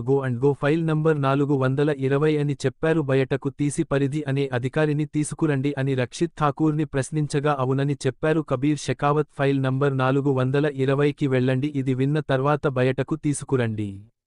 అధికారి కబీర్ షెకావత్ ఫైల్ కోసం వెతకడం ప్రారంభించాడు. ఉదయం తెల్లవారుజాము 5 గంటలు అయింది కానీ కబీర్ షెకావత్ ఫైల్ నంబర్ 420 కూడా ఇక రక్షిత్ ఠాకూర్ని తట్టుకోలేకపోయాను. అలా జరగకపోతే అతనే కబీర్ షెకావత్ కొడుకు అవుతాడు. వాటితో ఫైల్ కోసం వెతకడం ప్రారంభిస్తుంది. చివరగా రాత్రి ఉదయం 7 గంటలకు కబీర్ షెకావత్ ఫైల్ రక్షిత్ ఠాకూర్కి పట్టం కట్టాడు. ఫైల్పై చాలా దుమ్ము ఉంది ఎందుకంటే ఆ ఫైల్ ఆ ప్రదేశంలో నిల్వ చేయబడింది. బహుశా సంవత్సరాలుగా ఎవరూ వెళ్లలేదు. రక్షిత్ ఠాకూర్ ఫైల్ను తెరవాలనుకుంటే అతను దానిని తెరవాలి. కబీర్ షెకావత్ చిత్రం అని తేలింది. దీని కారణంగా ఇది చాలా అస్పష్టంగా మారింది. అతను ఫైల్ నుండి ఏమీ స్పష్టంగా చూడలేకపోయాడు. క్షుణ్ణంగా చదువుకున్న తర్వాత వీలైనంత త్వరగా నేను అని ప్రజలు అంటున్నారు. ఈ మనిషి ఇక్కడ కావాలి. అప్పుడే ఆమెకు పరిధి అని పేరు పెట్టింది. 6 సంవత్సరాల తర్వాత ఈరోజు మీకు కబీర్ దొరుకుతుందని అధికారి అడిగాడు. అతనికి సర్ ఫైల్ ఎందుకు కావాలి? చూసిన తర్వాత రక్షిత్ ఠాకూర్ ఊపిరి పీల్చుకున్నాడు మరియు ఆ ఏడుపును పట్టుకోవడానికి ఇప్పుడు చెప్పింది మనకు మిగిలింది ఒకే ఒక మార్గం. కబీర్ షెకావత్ ఈ విషయానికి చెప్పి ఈ ఫైల్ వద్దకు వెళ్లాడు. రక్షిత్ ఠాకూర్ దానిని తన టేబుల్ మీద విసిరాడు. ఆ తర్వాత ప్రజలవైపు తిరిగి ఇలా అంటాడు, ఏంటి నా మొహం చూసి వెళ్ళిపోయావ్? అతను ఇలా చెప్పిన తర్వాత కబీర్ షెకావత్ను కనుగొనండి. దీని తర్వాత అందరూ అక్కడి నుండి వెళ్ళిపోయారు. కబీర్ వారు షెకావత్ను వెతకడానికి వెళ్లిన తర్వాత రక్షిత్ ఠాకూర్ తనకు తానుగా చెప్పుకుంటాడు, మన ముఖ్యమంత్రి చాలా సరైన నిర్ణయం తీసుకున్నారు. విషం కాటు విషం. కబీర్ రాన్ను ఇలా ఏడిపిస్తాడు. షెకావత్ కాటు వేస్తాడు. ఇప్పుడు నగరమంతా ఇద్దరు ఎప్పుడు చూస్తారు? సూర్య ప్రజలు ఒకరితో ఒకరు గొడవపడటం ఏమిటి? రక్షిత్ ఠాకూర్ దేవునికి చేసిన ప్రార్థన ప్రభావం చూపుతుంది. వీలైనంత త్వరగా అని చెబుతున్నారు. మరోవైపు కబీర్ షెకావత్ని మాకు పరిచయం చేయండి. మరికొన్ని గంటల్లో మనేంద్ర సింగ్ జోగియా త్వరగా ఢిల్లీ చేరుకున్నాడు. ప్రధాని తనను కలిసిన చోటికి చేరుకుంటారు. అక్కడికి వెళ్లగానే మనేంద్ర సింగ్ని కలవాల్సి వచ్చింది. ప్రధానమంత్రి క్యాబిన్లో జోగియా మనేంద్ర సింగ్ను వెళ్లమని అడిగారు. జోగియా లోపలికి వెళ్లి ప్రైమ్ చేస్తాడు. మంత్రి అతన్ని కూర్చోమని సంకేతాలు ఇచ్చారు. అతను అక్కడ కూర్చున్నాడు. మరికొందరు అక్కడ కూర్చున్నారు. వీరిలో కొందరు ప్రధానమంత్రులుగా గుర్తింపు పొందారు. ప్రధానమంత్రిని సూచిస్తుంది. సిగ్నల్ ఇవ్వగానే అక్కడి నుంచి వెళ్లిపోయారు. ప్రధానమంత్రి మరియు మనేంద్ర ఇప్పుడు అక్కడ ఉన్నారు. సింగ్ జోగియాతో పాటు మరో 2 వ్యక్తులు రక్షించబడ్డారు. ప్రధానమంత్రి మనేంద్ర సింగ్ జోగియా ఆమె పక్కనే ఒక మధ్యవయస్కుడు కూర్చున్నాడు. మనిషి వైపు చూపిస్తూ అన్నాడు, మీరు అతనిని కలవండి. ఇది రాకీ చీఫ్ మోహన్ దాస్. మరియు మనేంద్ర సింగ్ జోగల్ వైపు మోహన్ దాస్ చూపిస్తూ ఇది CBI chief Manendra Singh Jogia. ఇద్దరూ ఒక్కరే. ఇతరులతో కరచాలనం చేసి హలో చెప్పండి అవతలి వ్యక్తి వైపు చూపిస్తూ అన్నాడు. వీటి గురించి నేను మీకు చెప్పాలనుకుంటున్నాను. ప్రధాని గురించి మాట్లాడాల్సిన పనిలేదు అని మనేంద్ర సింగ్ జోగియా చెప్పడం విన్నారు. మా ఇల్లు ఎవరికి తెలియదు. ప్రధాన మంత్రి మణికాంత్ పాటిల్ జీ ఇది చూసి చాలా సంతోషిస్తున్నాను అని మంత్రి చెప్పారు. మీరు మంత్రిని కాపాడకపోవడం బాధాకరం. ఇది విన్న మనేంద్ర సింగ్ జోగియా ఇలా అన్నారు, రోన్ అనే కోట మనకు ద్రోహం చేసిందని మీకు చెప్పానని ప్రధాని చెప్పారు. ద్రోహం అది అవసరం లేదు, కానీ మీరు ఒక మంత్రిని రక్షించడంలో విఫలమయ్యారు. ఈ వైఫల్యం మీది మాత్రమే కావడం ముఖ్యం. బదులుగా ఇది మొత్తం దేశం యొక్క వైఫల్యం. ఇది విన్న మనేంద్ర సింగ్ జోగియా ఏమీ చేయలేదు. ప్రధాని మౌనంగా తిరుగుతున్నారు. మీరు అతనిని మొదట బ్లడీగా చూసినప్పుడు అని మరింత చెప్పారు. తాను మంత్రి వాసు అని చెప్పారు. ఇప్పటికైనా మీరు రెడ్డిని చంపబోతున్నారు. నేను వారిని రక్షించడంలో విఫలమైతే అతను ఇంతకు ముందు చెప్పకుంటే నిన్ను బాగా కొట్టి ఉండేవాడిని అని హోతీ మనేంద్ర సింగ్ జోగియా చెప్పారు. ఆ హంతకుడు చాలా పిచ్చివాడు, బుద్ధిలేనివాడు. ఇప్పటి వరకు అతడు చేసిన హత్యలన్నీ పాదయాత్రే. చావు కూడా అంత క్రూరంగా చేశారు. ఇది పనిచేస్తుందని మీరు చూస్తే అతని వద్ద 50 కంటే ఎక్కువ ఉన్నాయి. పోలీసులను చంపేసింది మనేంద్ర సింగ్ జోగియాను ఆపుతున్న మణికాంత్ బహుశా మీరు ఆ విషయాన్ని మర్చిపోతున్నారని పాటిల్ చెప్పారు. ఆ కేసులో హంతకులందరినీ ఇప్పటికే పట్టుకోవాలి. మరియు అది తెలిస్తే మీరు ఆశ్చర్యపోతారు. వారిని పట్టుకునే వారు మరొకరు లేరు. అలా కాకుండా మంత్రి వాసును చేసింది అదే రాన్. ఇది విని రెడ్డి హత్యకు గురయ్యాడు మనేంద్ర సింగ్ జోగియా నోటి నుండి ఏమీ లేదు. జోంబీ దాడి కారణంగా ఇది బయటకు వస్తుంది. ఇలాంటి వార్తలన్నీ సరిగ్గానే వచ్చాయి. మనేంద్ర సింగ్ ఆచూకీ లభించలేదు. జోగయ్యకు ఈ విషయానికి ఏమీ తెలియదు అని మనేంద్ర సింగ్ జోగియా అంటున్నారు. కానీ అతను కలిగించిన రక్తం చాలా ఎక్కువ. మనేంద్ర సింగ్ బాధాకరమైన మరియు ప్రమాదకరమైనది. జోగియా మాట విన్న తర్వాత ప్రధాని ఇలా అన్నారు, మీరు వీటన్నింటినీ వదిలిపెట్టి, మీకు ఇది తెలుసు దీనివల్ల మన దేశానికి చెడ్డపేరు వస్తుందని ఆలోచించండి. ఎక్కువ మంది మన చట్టాలను పొందుతున్నారు. సిస్టమ్ మరియు పరిపాలనపై ప్రశ్నలు లేవనెత్తడం ప్రారంభించింది. కాబట్టి మేము ఒక నిర్ణయం తీసుకున్నాము. ఆమె నిర్ణయాన్ని మీతో చర్చించడానికి హీరో అధినేత మోహన్ దాస్ గారికి మరియు మీకు మనేంద్ర సింగ్ జోగియాను పిలిచారు. అది చెప్పడానికే నేను కూడా ఇక్కడికి వచ్చాను. రాన్ను నాశనం చేయగల ఆయుధం కూడా మన దగ్గర ఉంది.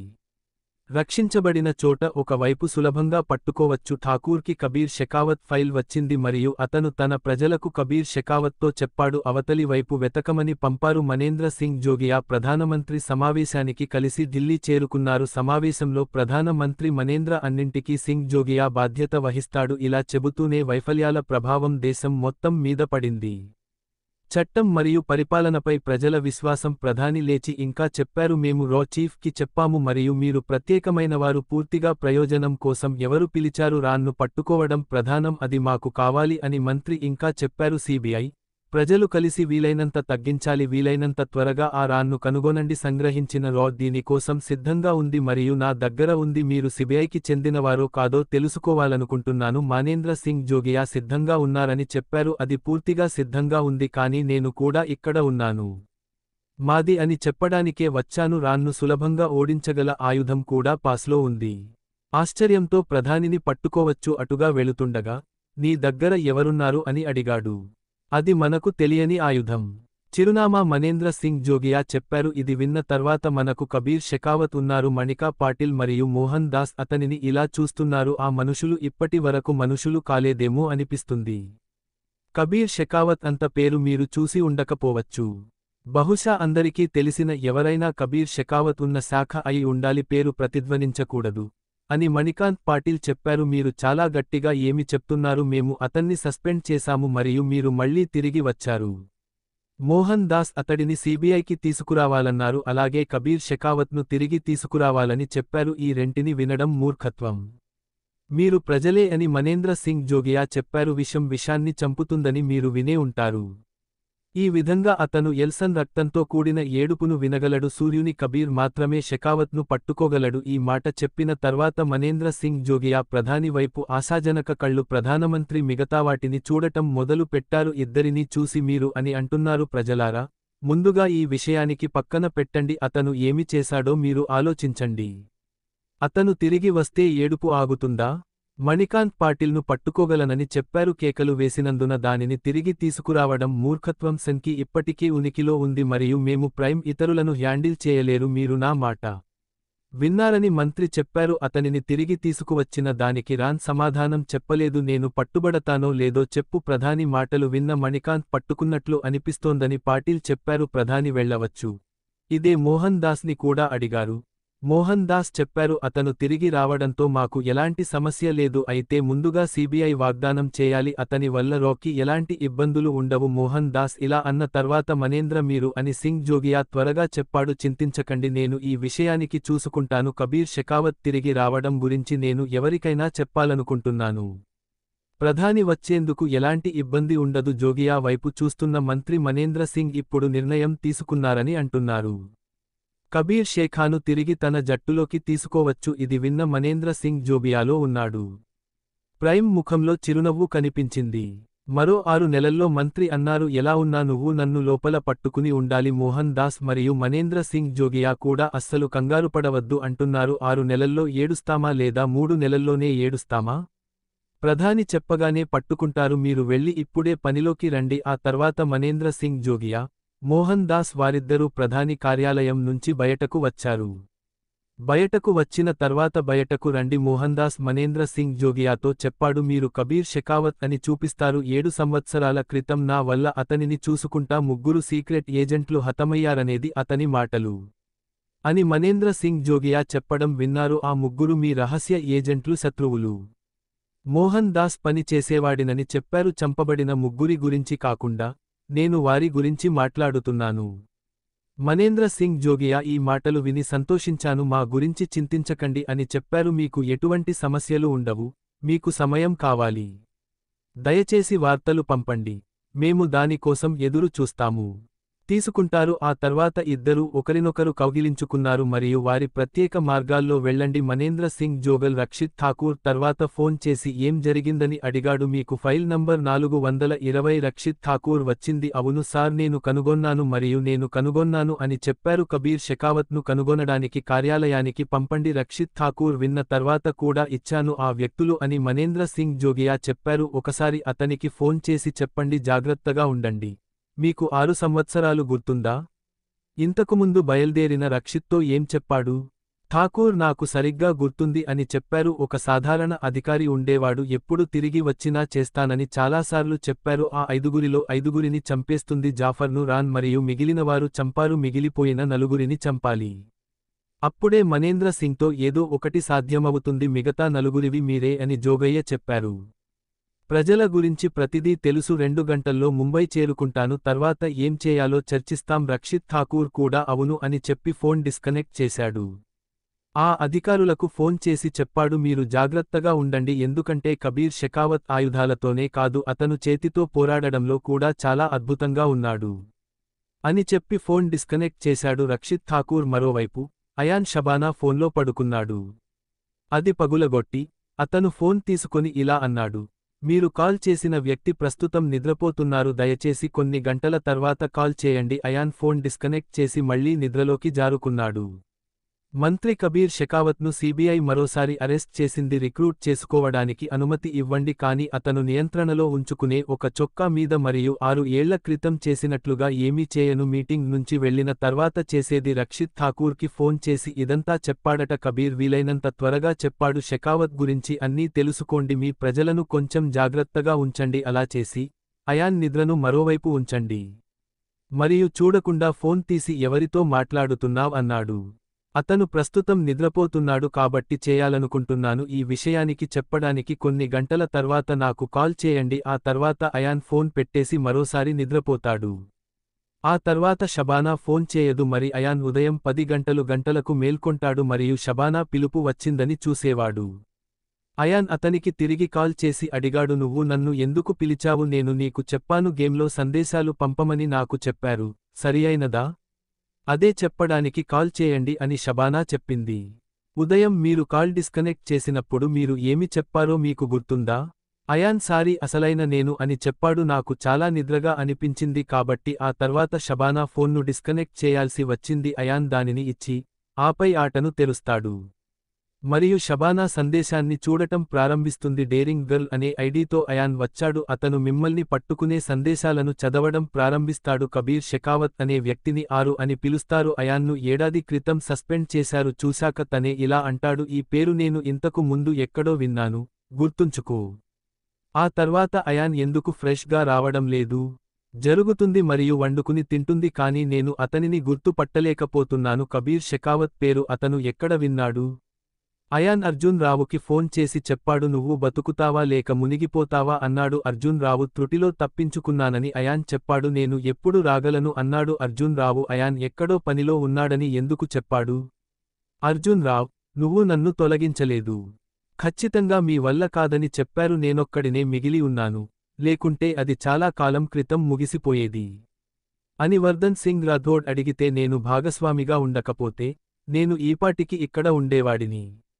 అయాన్ మీరు పూర్తి చేస్తారని చెప్పారు దుఖ్రా పఠించవద్దు మరియు నేను ఎంతకాలం ఉన్నానో చెప్పవద్దు వచ్చే వారం నువ్వు రా అర్జున్ రావ్ అంటాడు మీరు ఇక్కడ నుండి రావచ్చు ప్రస్తుతం వకర్ సమ్మె ముగిసిందని ఆయన చెప్పారు మీరు చింతించకండి నేను మీకు సహాయం చేస్తానని నేను అర్థం చేసుకోగలను నేను వచ్చే వారం అయాన్ని కలుస్తాను. అప్పుడు అతను టీవీని ఆన్ చేసి తనలో తాను ఇలా అంటాడు ప్రతి ఛానెల్లో ఈ రోజు ఏ వార్తలను చూద్దాం అయితే వాసురెడ్డి హత్యకు గురైనట్లు ఒక్క వార్త వచ్చింది.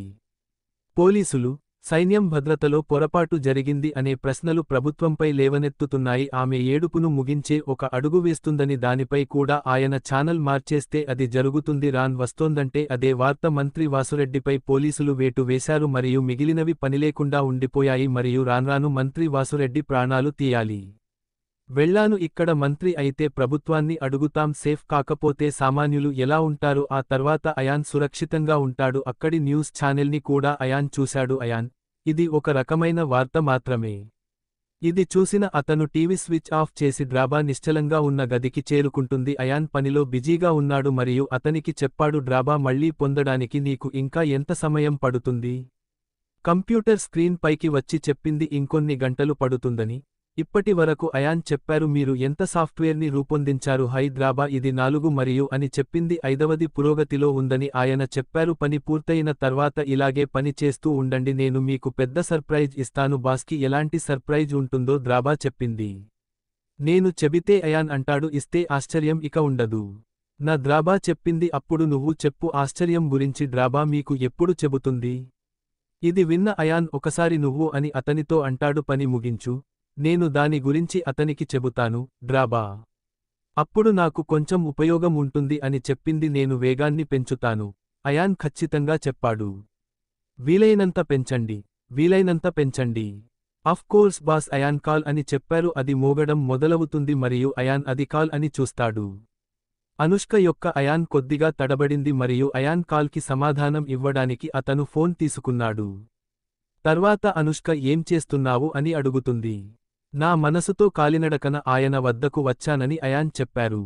నేను అయాన్ని వింటూ ఆడుకుంటున్నాను. మీరు నటించమని అడిగారని అనుష్క చెప్పింది అని అయాన్ మొదట చెప్పాడు. మీ డ్రీమ్ కంపెనీ సాఫ్ట్వేర్ అభివృద్ధి కోసం తయారు చేయబడింది, కానీ ఈ రోజుల్లో ఆమెతో నాకు అలా అనిపించడం లేదు. నేను అనుష్క పాత్రలో నటిస్తున్నాను అని చెప్పారు. నేను నిన్ను చాలా మిస్ అవుతున్నాను అయాన్. హిమ్మత్, నేను కూడా నిన్ను ప్రేమిస్తున్నాను అని దొంగతనంగా చెప్పింది. నేను ఆమెను కొంచెం మిస్ అవుతున్నాను అని అనుష్క చెప్పింది. సరే, నువ్వు నన్ను కూడా మిస్ అవ్వడం మొదలుపెట్టావు. మీరు ఎప్పుడు తిరిగి వస్తున్నారు అని అయాన్ అడిగాడు. నువ్వు నన్ను చాలా మిస్ అవుతున్నావు అంటోంది అనుష్క. అనుష్క మాటలు విని అయాన్ నవ్వుకున్నాడు. ఇలాంటివి అర్థం చేసుకోండి అని హ్యూ చెప్పారు. కానీ నేను నా గురించి చాలా చెప్తాను. ఇప్పటి వరకు ఉన్న అతిపెద్ద సత్యాన్ని నేను మీకు చెప్పాలనుకుంటున్నాను. నేను ఇంకా ఎవరికీ చెప్పలేదు, అది కూడా తన బెస్ట్ ఫ్రెండ్ ఆదిత్య వద్దు అంటూ కాస్త దిగులుగా చెప్పింది అనుష్క. మీకు అలాంటి సమస్య ఏమైనా ఉందా? అనుష్క మాటలు విన్న అయాన్, అతను కొంచెం గందగోళానికి గురవుతాడు మరియు అతను అర్థం చేసుకున్నాడు. అయాన్ చెప్పాలనుకున్నది చెప్పింది. నీకు పిచ్చి పట్టిందని కాదా? అయితే అయాన్కి చెప్పండి అని అనుష్క చెప్పింది. అనుష్కని కలిసి చెబుతాను అంటున్నాడు. అప్పుడు ఆమె ఒక ముఖ్యమైన పని వచ్చిందని చెప్పింది. నేను తర్వాత మాట్లాడతాను, జాగ్రత్త అయాన్తో అనుష్క ఫోన్ డిస్కనెక్ట్ చేసింది. షబానా ద్వారా అది అధికారి అని తేలింది. అతన్ని పట్టుకునే వాడు. అతని పేరు కబీర్. ఈ పేరు వినగానే షెకావత్, అయాన్ ఇంతకు ముందు కూడా ఇలాగే చేశాడనిపిస్తోంది.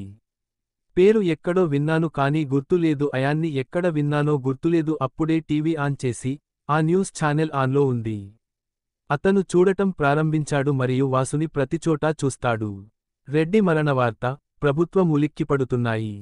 ప్రశ్నలు మాత్రమే కనిపిస్తాయి కాబట్టి టీవీ. అనుష్క అయాన్ను ఆపి ఆపై కాల్ వచ్చినప్పుడు మీరు ఎప్పుడు అని ఆమెకు చెబుతాడు. మీరు తిరిగి వచ్చినప్పుడు నేను నిన్ను కట్టివేస్తాను. ఇంతవరకు నీకు చెప్పని రహస్యం చెబుతాను ఆదిత్య. అనుష్కకు ఏమీ చెప్పకపోయినా ఒక ముఖ్యమైన పని వస్తుంది మరియు దాని గురించి మనం తరువాత మాట్లాడవచ్చు. అయాన్ కూడా నేను ఇక్కడ చేస్తాను అంటూ ఫోన్ డిస్కనెక్ట్ చేశాడు.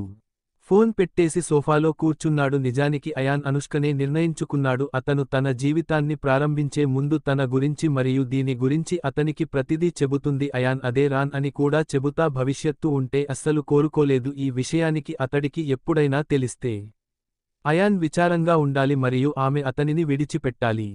నీ జీవితంలో ఎవరినీ మోసం చేయకు ఇచ్చింది మరియు మరొకరిని మరింత మోసం చేయాలనే ఉద్దేశ్యం కూడా ఉంది. బహుశా అయాన్కి ఇలా చేయాలనే ఉద్దేశ్యం లేదు. ఆ గుణంతోనే అనుష్క చనిపోయింది. అప్పుడే అయాన్కి ఆ విషయానికి గుర్తొచ్చింది. కబీర్ షెకావత్ పేరు అతను ఎక్కడ విన్నాడు? నిజానికి ఆ వృద్ధుడి పేరు మీదుగా ఆ వాహనానికి కబీర్ షెకావత్ పేరు పెట్టారు. అతన్ని పాత లైబ్రరీ అని పిలిచే వ్యక్తి నుండి విన్నాను. నేను అతనిని కలిశాను. ఆ వృద్ధుడు కబీర్ షెకావత్ అనే వ్యక్తి ఉన్నాడు. అతను నిరంతరం వస్తూ ఉంటాడు మరియు అయాన్ ఇలా భావించాడు. బహుశా అయాన్ ఇంటి వ్యక్తి ఇదే అయ్యుంటాడని నేను అనుకున్నాను. నా మనసులో ఒక విషయానికి కనిపిస్తోంది. బహుశా ఇది ఎవరో కావచ్చు. రెండవ కబీర్ షెకావత్ అయితే అది ఇప్పటికీ పేరు. ఆ తర్వాత చాలా మంది ఉండవచ్చు. ల్యాప్టాప్ ఆన్ చేసి సోఫాలో కూర్చున్నాడు అయాన్. అబుల్ ఆజాద్ ఇంటి నుండి రోబోటిక్ దోమ అతన్ని బయటకు లాగి తన వద్దకు పిలుస్తుంది. దాన్ని తీసుకుంటాడు. వృద్ధుడు అయాన్కి చెప్పాడు కబీర్ షెకావత్ అనే వ్యక్తి అని చెప్పారు. రోజూ సాయంత్రం పూట లైబ్రరీకి వచ్చేవాడు. ఇప్పుడు అయాన్ సాయంత్రం కోసం ఎదురుచూడటం ప్రారంభించాడు. అప్పటి వరకు అయాన్ ఆ రోబోటిక్ దోమను జాగ్రత్తగా గమనిస్తున్నాడు. అతను చూడటం మొదలుపెట్టాడు మరియు తనలో తాను చెప్పాడు, దీన్ని రూపొందించిన వ్యక్తికి ఏ మనస్సు ఉంది? అయాన్ నా దగ్గర ఉంటే ఇలా అంటాడు, అలాంటి దోమలు వందలు మరియు వేల. నువ్వు వస్తే నేను ఆ తర్వాత చాలా పనులు చేయగలను. అయాన్ గుర్తున్నంత కాలం నేను ఇలాగే ఉన్నాను. సాంకేతిక పరిజ్ఞానంతో దోమలు ఇప్పటివరకు ప్రారంభించబడ్డాయి, పూర్తి కాలేదు మరియు అది గైక్వాడ్ గ్రూప్ యాజమాన్యంలో ఉంది. ఆ తర్వాత కొంత పరిశ్రమ అయాన్ను రూపొందించింది. అతని ఫోన్ తీసి గైక్వాడ్ గ్రూప్కి కాల్ చేశాడు. అలాంటి పరిశ్రమల గురించి వెతకడం ప్రారంభిస్తుంది. నానోటెక్నాలజీకి సంబంధించిన పనులు ఎక్కడ జరిగాయి. చివరికి అతను ఒక పరిశ్రమను కనుగొంటాడు. జాతి పేరు గైక్వాడ్ మెషినరీ. అయాన్ ఆ పరిశ్రమ గురించి ఎక్కువగా చదివినప్పుడు దాంతో అతనికి ఆ పరిశ్రమ అని తెలిసింది. కొంతమంది ప్రత్యూష్ గైక్వాడ్పై పూర్తి నియంత్రణ. అయాన్ ఇప్పటి వరకు తన చేతిలో పేరు పెట్టుకున్నాడు. అయాన్ ఇదంతా ఆలోచిస్తున్నాడని నేను వినలేదు. ఆ తర్వాత మళ్ళీ అతనికి ఒకరి నుంచి కాల్ రావడం మొదలవుతుంది. అది అనుష్కదే అని అయాన్ చూశాడు. అయాన్ తప్పకుండా అని నవ్వుతూ చెప్పాడు. నేను సరైన సమయానికి కాల్ చేశాను. అయాన్ ఫోన్ తీశాడు. అయాన్ ఫోన్ తీయగానే అనుష్క దాన్ని తీసుకుంటుంది. క్షమించండి అనేది ఒక ముఖ్యమైన పనికి ఉపయోగపడుతుందని ఆమె చెప్పింది. ఇదంతా నాకు అర్థమైందని అయాన్ చెప్పారు. మీరు ఇంత పెద్ద వ్యాపారాన్ని నిర్వహించగలరా? భాగస్వామిగా ఉండండి. అనుష్క చాలా స్వీట్ ఆఫ్ చెప్పింది. నేను మీ నుండి ఒక విషయానికి కోరుకుంటున్నాను అనియు అయాన్ చెప్పాడు. అడగాల్సింది అయాన్ని అడగండి అని అనుష్క చెప్పింది. ప్రత్యూష్ గైక్వాడ్ అనే వ్యక్తి అని చెప్పబడింది. మీ కుటుంబంలోని వ్యక్తి అనుష్కనా? అతను నా చిన్న మేనమామ అని ఆమె చెప్పింది. అతను నా కంటే 5 సంవత్సరాలు పెద్దవాడు మరియు ఇప్పుడే ఈ వ్యాపారం ప్రారంభించాడు. మార్గం ద్వారా? మీరు ఎందుకు అడుగుతున్నారు? ఈ పేరు ఇప్పుడే విన్నాను అని అయాన్ చెప్పారు. అందుకే అడిగాను.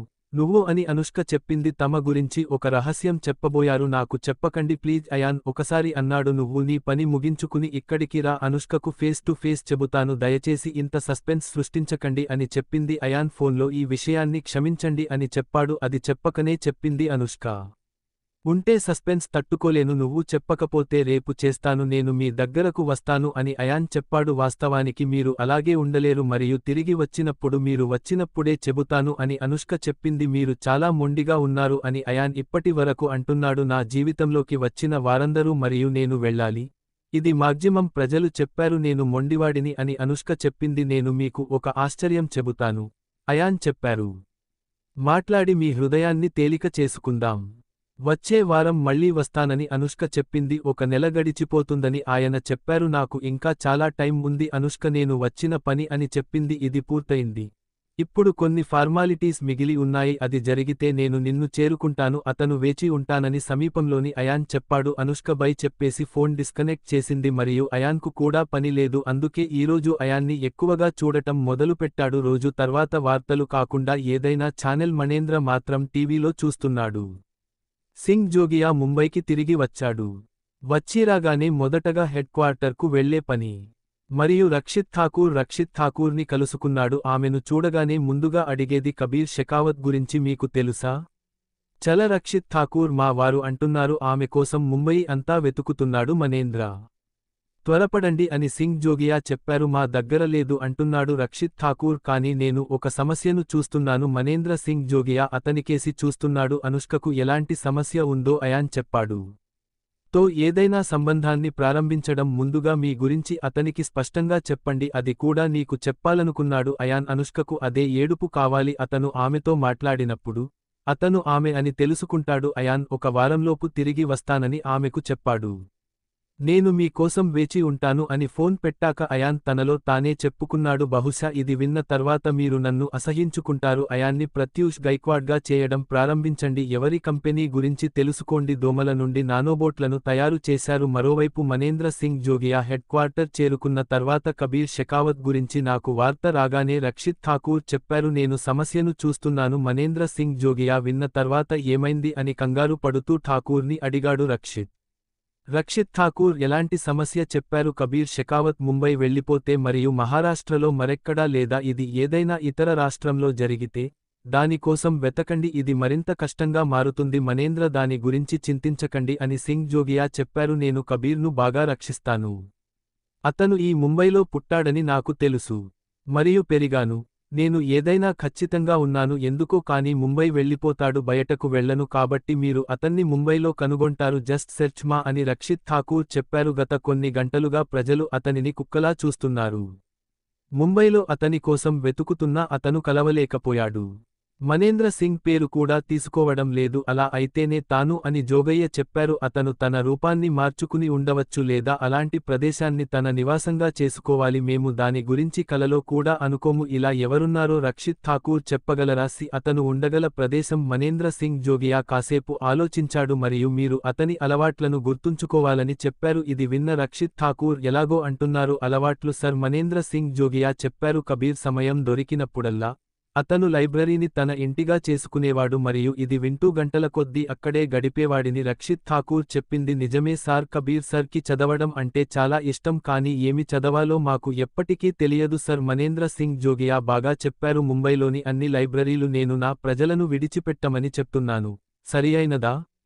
అవును కబీర్ షెకావత్ వారిలో ఒకరు రక్షిత్ ఠాకూర్ వెంటనే లైబ్రరీలో కనిపిస్తాడు తన వాళ్లందరినీ పిలిచి ఇలా అంటాడు నగరంలోని అన్ని గ్రంథాలయాల్లో వెళ్ళి విచారించి కనుక్కోండి ఎందుకంటే మేము ఎప్పుడో సార్ మనం అక్కడ కలుద్దాం అని నాకు వార్తలు వచ్చాయి విన్న తర్వాత ప్రతి లైబ్రరీలో అందరూ వెళ్ళి విచారించండి ఎందుకంటే వారు ఎక్కడా ఏమీ దొరకదు అందుకే జనాలు రక్షిత్ ఠాకూర్కి ఫోన్ చేసి చెబుతారు అది సార్ మేమంతా నగర ప్రజలం గ్రంథాలయాలను క్షుణ్ణంగా పరిశీలించారు కబీర్ షెకావత్ కూడా విచారించారు ఇది వినడానికి పేరున్న వారెవరూ రాలేదు మీరు అబ్బాయిలు అని రక్షిత్ ఠాకూర్ చెప్పిన తర్వాత అతను లైబ్రరీని విడిచిపెట్టలేదా కొందరు అధికారులు అతడికి వృద్ధుడని చెబుతున్నారు కూలిపోయే దశలో ఉన్న లైబ్రరీ ఉంది మరియు అక్కడకు ఎవరో వెళ్తున్నారని మాకు వార్తలు వచ్చాయి అది అక్కడ లేదు కాబట్టి మేము ఆ లైబ్రరీని విడిచిపెట్టాము ఫోన్ స్పీకర్ మరియు మనేంద్ర సింగ్లో ఉంది జోగియా మనేంద్ర సింగ్ ఇదంతా వింటున్నాడు ఆ ముసలివాళ్లంతా అని జోగయ్య చెప్పారు కబీర్ షెకావత్ లైబ్రరీకి చేరుకోవాలి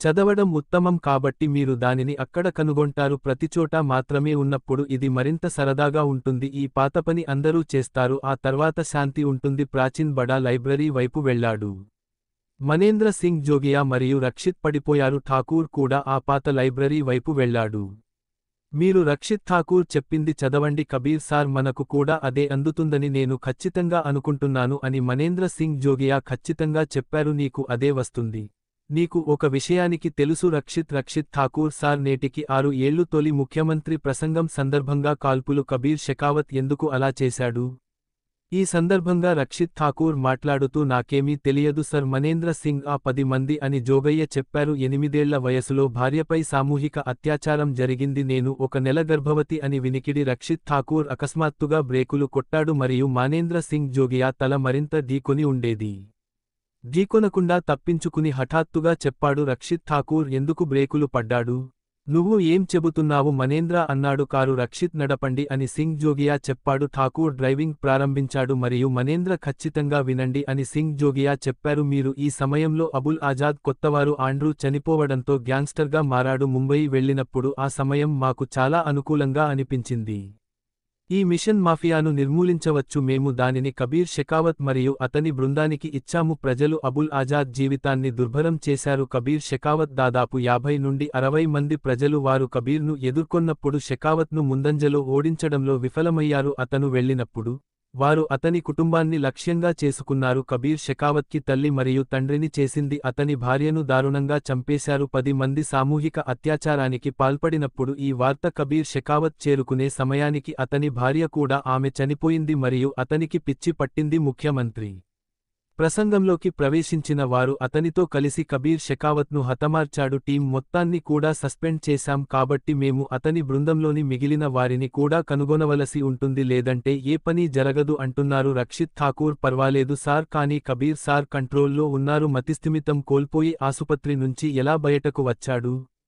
అప్పుడు తెలిసింది అతని భార్య అని అతని కూతుర్ని తప్ప వైద్యులు కాపాడలేకపోయారు దీని వలన కబీర్ రక్షించబడ్డాడు మేము షెకావత్ను నియంత్రించడంలో విఫలమయ్యాము మరియు అతనితో పాటు అతని మొత్తం జట్టు ఉన్నప్పుడు తనను సస్పెండ్ చేస్తే తన కూతురిని చూసుకుంటానన్నారు ఎప్పటికీ పోయింది మరియు తిరిగి ఎన్నటికీ రక్షిత్ ఠాకూర్ రాలేదని చెప్పారు లైబ్రరీకి చేరుకున్న తర్వాత ఇద్దరూ కారులో బయలుదేరారు మేము దిగి లైబ్రరీకి వెళ్ళినప్పుడు రక్షిత్ ఠాకూర్ మరియు మనేంద్ర సింగ్ జోగియాకు కబీర్ షెకావత్కు వృద్ధుడని తేలింది ప్రజలు లైబ్రరీకి వచ్చినప్పుడు వారు మరియు మార్గాలు లైబ్రరీ వైపు వెళ్లడం ప్రారంభిస్తాయి మనేంద్ర సింగ్ జోగియా నుండి రక్షిత్ ఠాకూర్ వరకు కబీర్ అబుల్ ఉన్న షెకావత్ గతాన్ని చెప్పాడు ఆజాద్ వ్యక్తులు అతని భార్యపై సామూహిక అత్యాచారానికి పాల్పడ్డారు దీని కారణంగా అతను పిచ్చివాడు మరియు ముఖ్యమంత్రి ప్రసంగానికి ఆ 10 మంది హాజరైనప్పుడు వారు దాక్కున్నప్పుడు కబీర్ షెకావత్ ప్రవేశించి వారిని చంపాడు అతను తన భార్య కంటే చాలా ఎక్కువ చేయగలడని అంగీకరించాడు మేము అతనిని తప్ప అతని కుమార్తెను రక్షించలేకపోయాము మేము సేవ్ చేయగలిగాము మరియు అతను ఆగిపోయాడు ఆపై తన కుమార్తెతో అక్కడి నుంచి వెళ్ళిపోయాడు ఇప్పుడు వారు లైబ్రరీకి చేరుకున్నారు మరియు అక్కడ వారు లైబ్రరీ లోపలికి చేరుకుంటారు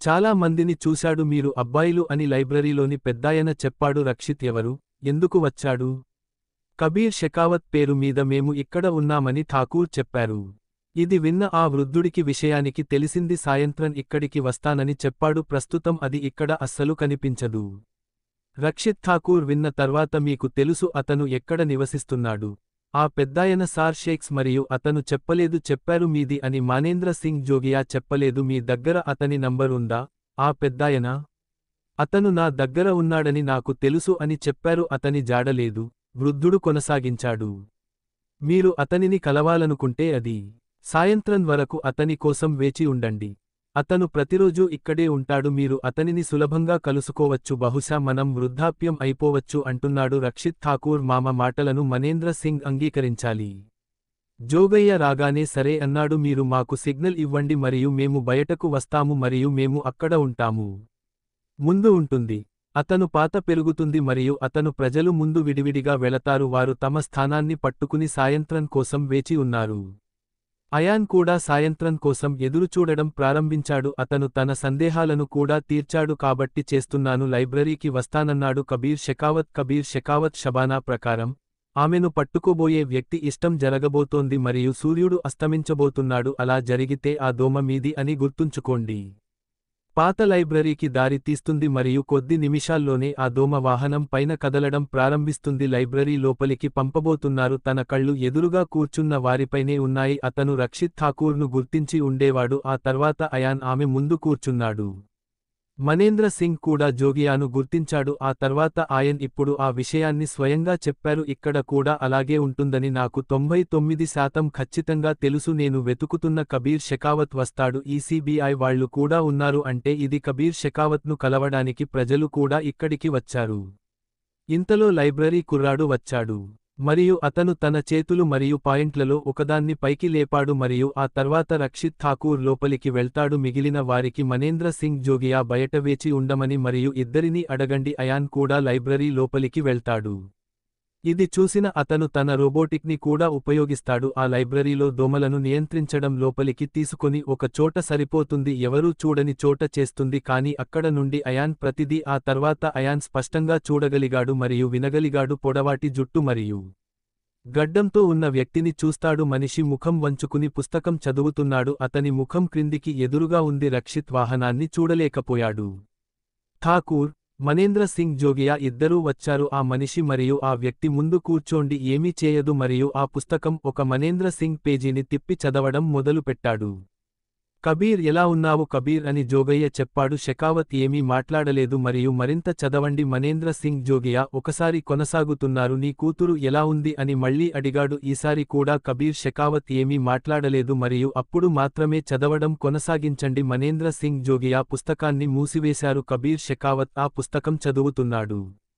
తెరవాలనుకున్నాడు కాని అతని ముందు మనేంద్ర సింగ్ జోగియా ఆ పుస్తకాన్ని తెరిచి ఉండవచ్చు తనవైపుకు మరియు కబీర్ షెకావత్ వైపుకు లాగుతుంది అది చూసి దేశానికి మీ అవసరం అని చెప్పారు ఇది విన్నాక కబీర్ షెకావత్ కావాలి తన నోరు పైకి ఎత్తాడు వాహనం ఏది కబీర్ షెకావత్ ఏడుస్తూ నిలబడి ఉన్నాడు పెద్దది మరింత ప్రమాదకరంగా కనిపించింది గ్యాంగ్స్టర్ కూడా అతని ముందు లేచాడు అది అని గడ్డం నిమురుతూ చెప్పాడు గడ్డం నాకంటే దాని తల కంటే 3 రెట్లు పెద్దది మరియు కళ్ళు కింద కోతలు గుర్తులు మరియు అతని ఎర్రటి కళ్ళు మరింత రక్తపిపాసిని చేస్తాయి అయాన్ కబీర్ షెకావత్ గురించి ఆలోచించడం మానేశాడు మరియు వాటిని వినండి కబీర్ షెకావత్ మరొక వైపు నుండి ప్రారంభమవుతుంది అలాంటి దృశ్యాన్ని చూసిన రక్షిత్ ఠాకూర్ ఒక్క క్షణం ఇప్పటివరకు అతను చాలా మందిని చూశాడు కాబట్టి భయపడ్డాను రక్తపాతం ఉన్న వ్యక్తులను చూశారు కానీ కబీర్ షెకావత్ ముందు మనేంద్ర సింగ్ పాలిపోయాడు ఏంటి ఇలా చూస్తున్నావ్ అన్నాడు జోగయ్య అని కబీర్ షెకావత్ బిగ్గరగా చెప్పారు ఎంత ధైర్యం మనేంద్ర దేశానికి మీ అవసరం అని సింగ్ జోగియా చెప్పారు మనకు అది అవసరం కబీర్ షెకావత్ నవ్వుతూ అన్నాడు నాకు దేశం అవసరమైనప్పుడు మీ దేశం ఉంది ఇది విన్న మనేంద్ర సింగ్ జోగియా ఎక్కడ ఉన్నారు మీ ఉద్దేశ్యం ఏమిటి అని చెప్పింది నా భార్యపై అత్యాచారం జరిగిందని కబీర్ షెకావత్ చెప్పారు మీ దేశంలోని అంధ చట్టాలు ఉన్నాయి నిర్దోషిగా ప్రకటించబడి నేడు ఆ దేశం మీరు ఏమనుకుంటున్నారో నేను మీకు సహాయం చేస్తానని ఆశిస్తున్నాను నా నుంచి అన్నీ లాక్కున్న దేశం ఇంతకు ముందు నేను ఎప్పుడైనా దేశానికి సహాయం చేస్తానా మనేంద్ర సింగ్ జోగియా కబీర్ ఏదైనా చెప్పగలడు షెకావత్ అక్కడి నుండి లేచి ఇలా అన్నాడు భవిష్యత్తులో నాకు మరియు నా కుమార్తెకు దూరంగా ఉండు లేకపోతే నేనేం చేస్తాను నువ్వు బాగా చేస్తున్నావు ఆ తర్వాత అక్కడ కబీర్ షెకావత్ ఎప్పుడు రక్షిత్ ఠాకూర్ మరియు మనేంద్ర సింగ్ జోగియా కబీర్ షెకావత్ వద్దకు వెళ్లారు. ఆ పాత లైబ్రరీలో కలుద్దాం. కబీర్ షెకావత్ వారికి ఏ విధంగానూ సహాయం చేయడం లేదు. అయాన్ తన దోమను కూడా తిరస్కరించాడు. కబీర్ షెకావత్ ఇదంతా చూస్తూనే ఉన్నాడు. అది నా కుటుంబాన్ని నాశనం చేస్తుంది. మీ దేశ చట్టం ప్రకారం ప్రజలను అమాయకులుగా పరిగణిస్తారు.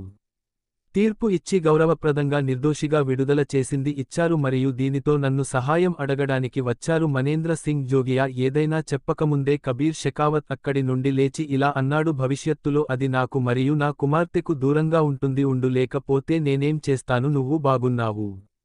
ఆ తర్వాత దారి కబీర్ షెకావత్కి తెలుసు. రక్షిత్ ఠాకూర్ అక్కడి నుంచి వెళ్లిపోయాడు. చెప్పాలనుకున్నాడు కానీ మనేంద్ర సింగ్ జోగియా అతన్ని ఆపి కబీర్ షెకావత్ వైపు తిరుగుతాడు. చూస్తుంటే నీ మనసు అని చెప్పింది సీబీఐ హెడ్ క్వార్టర్ మారితే అది మీకోసం. ఇది విన్న తర్వాత కూడా వీర్ షెకావత్ ఎప్పుడూ ఓపెన్గా ఉంటారు. ఆగకుండా అక్కడి నుంచి వెళ్లిపోయాడు. రక్షిత్ ఠాకూర్ని చూడగానే వెళుతున్నానని చెప్పారు అని సర్ మానేంద్ర సింగ్ జోగియా చెప్పారు. సీబీఐ హెడ్ క్వార్టర్స్ రిజర్వ్కి తిరిగి వెళ్దాం. ఠాకూర్ ఏదో చెప్పబోతున్నాడు. మనేంద్ర సింగ్ జోగియా అతన్ని ఆపి ఇలా అన్నాడు, కబీర్ నాకు బాగా తెలుసు. ఎవరో ఒకరు తప్పకుండా వస్తారని నాకు తెలుసు. అతను ఇష్టపడని ముందు అతన్ని సవాలు చేయండి. రక్షిత్ ఠాకూర్ ఏదో చెప్పాలనుకున్నాడు కానీ అతను మౌనంగా ఉన్నాడు మరియు మనేంద్ర సింగ్ జోగల్తో కూడిన సీబీఐ ప్రధాన కార్యాలయం వైపు అతను కబీర్ షెకావత్ను విడిచిపెట్టి వెళ్లిపోతాడు. కారు పక్కనే ఆగింది. మనేంద్ర కారు కిటికీ తెరుస్తూ సింగ్ జోగాల్ అన్నాడు, ఒక విషయానికి గుర్తుంచుకోవాలి. ఎవరు అంటే మీరు అతన్ని పట్టుకోవాలి. అతను మమ్మల్ని బెదిరించాడు. దేశం మొత్తంలో ఎవరూ లేరని నేను అతనిని పట్టుకోగలను మరియు అతని పేరు రాన్. ఖచ్చితంగా మీరు దానిని తీవ్రంగా పరిగణించండి మరియు నేను త్వరలో సిబిఐ హెడ్ క్వార్టర్స్లో కలుద్దాం. ఆ తర్వాత రక్షిత్ ఠాకూర్ని కలవాలనుకుంటున్నాను. ఇక మనేంద్ర సింగ్ జోగియా అక్కడి నుంచి వెళ్లిపోయారట. ఇది విన్న తర్వాత కబీర్ షెకావత్ ఆగిపోయాడు. కాసేపు ఆలోచించి వెళ్లిపోతాడు. ఇదంతా చూసిన తర్వాత ఆయా అంతనలోనే ఇలా అన్నారు, ఇది ఇప్పుడు మరియు అప్పుడప్పుడు సరదాగా ఉంటుంది అని చెప్పారు. కబీర్ షెకావత్ యొక్క ఆ దోమ ద్వారా అయాన్ అతని ఇంటికి అతనిని అనుసరిస్తుంది. అక్కడ అతనికి ఒక చిన్న అమ్మాయి కలుస్తుంది. కొంత సమయం తర్వాత అయాన్ తను తెలుసుకుంటాడు ఆ చిన్నారి మరెవరో కాదు, కబీర్ షెకావత్కి ఒక కుమార్తె ఉంది. ఆమె పేరు ఇషా. అయాన్ అక్కడ కబీర్ షెకావత్ తన కూతురుని చూస్తాడు. అదనంగా అతను ఒక వృద్ధ మహిళతో నివసించాడు, షెకావత్ యొక్క అత్త అయిన కబీర్. ఆ తర్వాత కబీర్ షెకావత్ లోపలికి వెళ్లి ల్యాప్టాప్ తెరిచి ఏడవడం మొదలుపెట్టాడు. ఇది చూసి నేను వెతకడం మొదలుపెట్టాను. అయాన్ తన దోమను వెనక్కి పిలుస్తాడు ఎందుకంటే చూసిన తర్వాత తెలిసింది కబీర్ షెకావత్ సీబీఐ ప్రధాన కార్యాలయానికి తిరిగి వచ్చారు. వెళ్లి సిబిఐ తిరిగి అతనితో చేరుతుంది. అయాన్ మరియు కబీర్ షెకావత్ మధ్య కుక్క మరియు పిల్లి ఆట ప్రారంభమవుతుంది. అయాన్ తర్వాత డ్రాబాకు వెళ్లి అతను పూర్తి చేశారా అని అడిగాడు, లేదా మీకు మరింత సమయం కావాలా మరియు మళ్లీ ప్రయత్నించండి. తెరపైకి వచ్చి ఖచ్చితంగా చెప్పారు బాస్. ఇది విన్న తర్వాత అయాన్ ఇలా అన్నాడు, ఇప్పుడు ఈ టెన్షన్ నుండి బయటపడే సమయం వచ్చింది. ఇవి అన్ని సాఫ్ట్వేర్లను తీసుకుంటాయి. ఆపై వరుణ్ గైక్వాడ్కి ఫోన్ చేశాడు. మీ సాఫ్ట్వేర్ అంతా సిద్ధంగా ఉందని చెబుతోంది కాబట్టి మీరు వరుణ్ గైక్వాడ్ని ఎక్కడికి తీసుకెళ్లాలనుకుంటున్నారు? 1 గంట తర్వాత కాల్ చేస్తాను అని చెప్పింది. Hotel the royal, room number 102లో మిమ్మల్ని కలుస్తాను. మీరు అక్కడికి చేరుకుంటారు. అయాన్ చెప్పారు. చేరుకోవడానికి వేరే మార్గం లేదు. ఆ తర్వాత అయాన్ ఫోన్ డిస్కనెక్ట్ చేసి అది ఎక్కడ ఉంది, వెళ్లాలా వద్దా అని ఆలోచిస్తాడు. లేదు. అయాన్ అరగంట ఆలోచించిన తర్వాత ఆ హోటల్కి వెళ్లాలని నిర్ణయించుకున్నాడు. రాయల్కి వెళ్లడానికి కొంచెం సమయం పడుతుంది.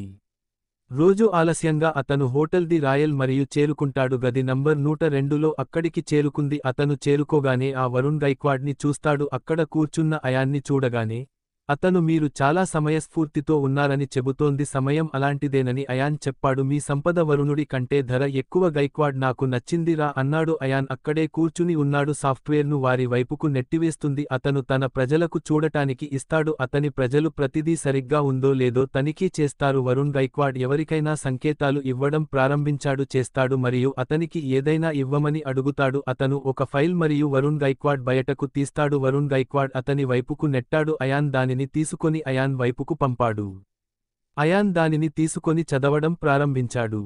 అతను ఏమి విషయానికి చెప్పాడు, మీరు మీ కొత్త కలిగి కంపెనీలోని 25% షేర్లు నా పేరుకు బదిలీ చేయబడ్డాయి.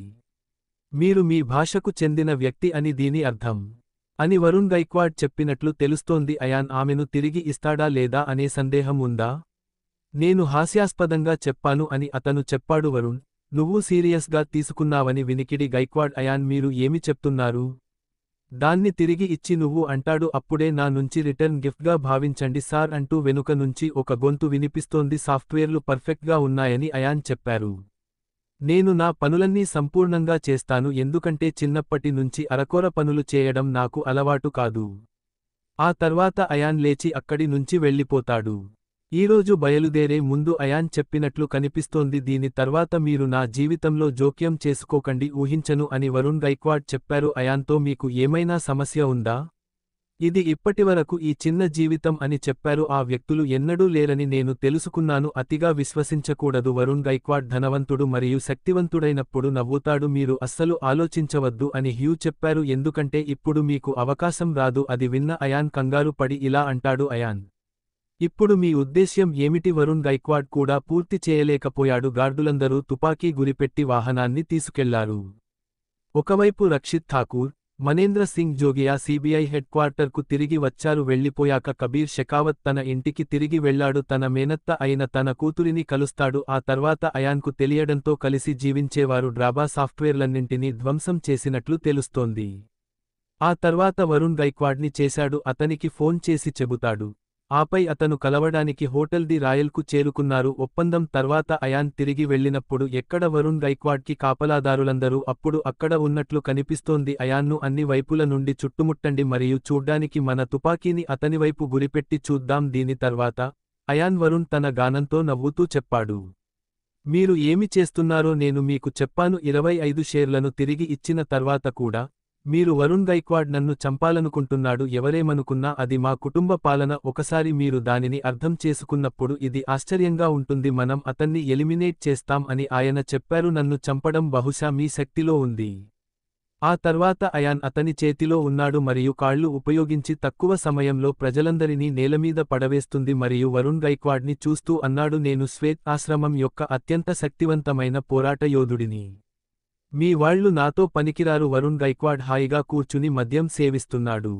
గ్లాసు తీసుకుని సిప్ తీసుకుంటూ అంటాడు. మీరు శారీరకంగా చాలా బలంగా ఉన్నారని. అవును, కానీ మిమ్మల్ని మానసికంగా బలహీనపరచడానికి ఇది సరిపోతుంది.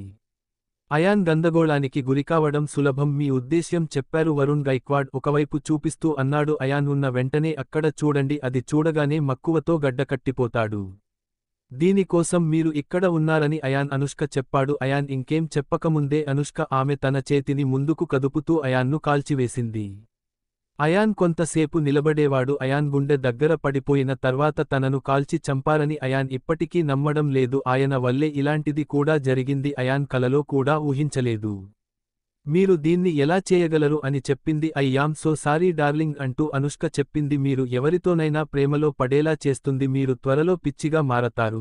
మొదట మీరు ఇలా ఉన్నారు. ఒకే అమ్మాయిని పదే పదే మోసం చేసే వాడివి నువ్వు తిన్నావు అని అయాన్ అరవడం మొదలు పెట్టాడు. మరియు మీరు చాలా హాస్యాస్పదంగా ఉన్నారని చెప్పారు. నేను ఎప్పుడూ కలవని అమ్మాయి నాకు కాంప్లిమెంట్స్ అంటే ఇష్టం అని అనుష్క చెప్పింది. నేను మీకు ఇప్పటికే చెప్పానని అనుకోలేదా? నేను వ్యాపారవేత్తను కావడం ప్రమాదకరం. Business women. ఆ తర్వాత ఆమెకు పిచ్చి ఇష్టం. అయాన్ నవ్వడం ప్రారంభించాడు. అతను నొప్పికి దూరంగా ఉన్నాడు. మరియు అయాన్ రక్తస్రావం ప్రారంభించాడు. ఒకరి సంగ్రహావలోకనం. కొంతమంది వ్యక్తులు వీరిలో కనిపిస్తారు. అయాన్ ఆమెను చూడగానే పట్టుకున్నాడు. ఇది జరుగుతుంది కాబట్టి ఇది ఒక అభిరుచిగా మారుతుంది. నా కలలో కూడా ఇంకో అమ్మాయి దూరమని అనుకోలేదు. వరుణ్ గైక్వాడ్ బాడీగార్డ్ లా కనిపిస్తున్నాడు. ఆ అమ్మాయిని కూడా అనుష్కలానే పట్టుకుంది. ఇది చూసిన తర్వాత అయాన్ మనసు కనిపించింది. పోలిక ఉన్న ఇద్దరు అమ్మాయిలు చెడిపోయారు. అయాన్ చేతిలో తుపాకీ పట్టుకున్న అమ్మాయి మీరు ఎవరు? అక్కడ ఉన్న అమ్మాయి. ఆమె వెళ్ళిపోతుంది మరియు ఆ తర్వాత అయాన్ అపస్మారక స్థితికి చేరుకుంటుంది. అయాన్ కళ్ళు తెరిచినప్పుడు అతను ఈ గదిలో సోఫాలో తనను తాను కనుగొంటాడు. అయాన్ నడుము నుండి సగం నగ్నంగా ఉన్నాడు. అతను మేడమీద నగ్నంగా ఉన్నాడు మరియు అయాన్ యొక్క బుల్లెట్ బయటకు తీశాడు. ఇచ్చి చికిత్స చేయించారు. అయాన్ లేచి కూర్చున్నప్పుడు అతను దానిని చూస్తాడు. సమీర్, అతని ముందు నలుగురు వ్యక్తులు కూర్చున్నారు. గైక్వాడ్, వరుణ్ గైక్వాడ్ మరియు ఇద్దరు కవలలు. అందులో ఒకటి అనుష్క సింగింగ్ టాలెంట్. అయాన్ అతను లేచి కూర్చుని ఈ రోజు నేను అని చెప్పాడు. ఇది విన్న తర్వాత మీకు చాలా ఆశ్చర్యం కలుగుతుంది అని అనుష్క అంటున్నాడు. సమీర్, గైక్వాడ్ నిన్ను కాల్చి చంపినందుకు నన్ను క్షమించండి. నాకు కావాలి. ఇది విన్న అయాన్ నవ్వుతూ అన్నాడు. షూటింగ్ తర్వాత క్షమించండి విషయానికి ఏమిటి? ఒకరోజు నేను కూడా నీ దగ్గరి వ్యక్తిని కాల్చివేస్తాను. ముందుగా ఈ కవలలను చంపిన తర్వాత క్షమించండి.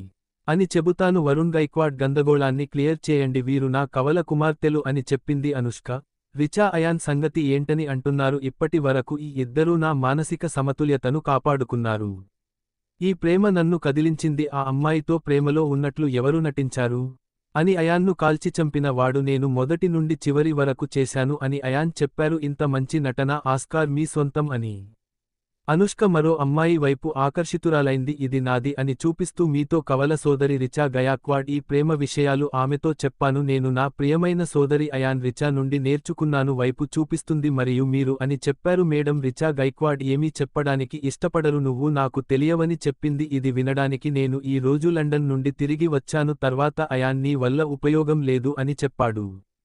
అయాన్ అనుష్క వైపు చూడటం లేదు. నన్ను నమ్మండి, నేను మీ అభిమానిని అని చెప్పింది. నన్ను ఎవరైనా 2 సార్లు తీసుకెళ్లడం ఇదే తొలిసారి.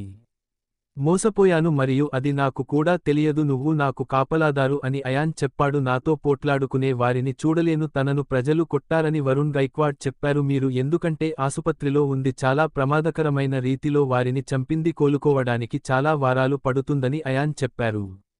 విషయానికి ఏమిటి, నేను చాలా బలహీనంగా ఉన్నాను, నేను అయిపోయాను అని వరుణ్ గైక్వాడ్ చెప్పారు. మీ అయ్య ఏంటి, అది చెప్పండి. ఆ తర్వాత ఆయనతో మీకు ఎలాంటి సంబంధం లేదు. తన టీ షర్ట్ వేసుకుని అక్కడి నుండి బయలుదేరడం మొదలుపెట్టాడు. అనుష్కను ఉద్దేశించి సమీర్ గైక్వాడ్ లేకుంటే ఇంటి వద్దే వదిలేయండి అంటున్నారు. అయాన్ ఎప్పటికీ తన ఇంటికి వెళ్లలేడు. ఆ తర్వాత అనుష్కతో కలిసి మీ ఇంటికి వెళ్ళండి.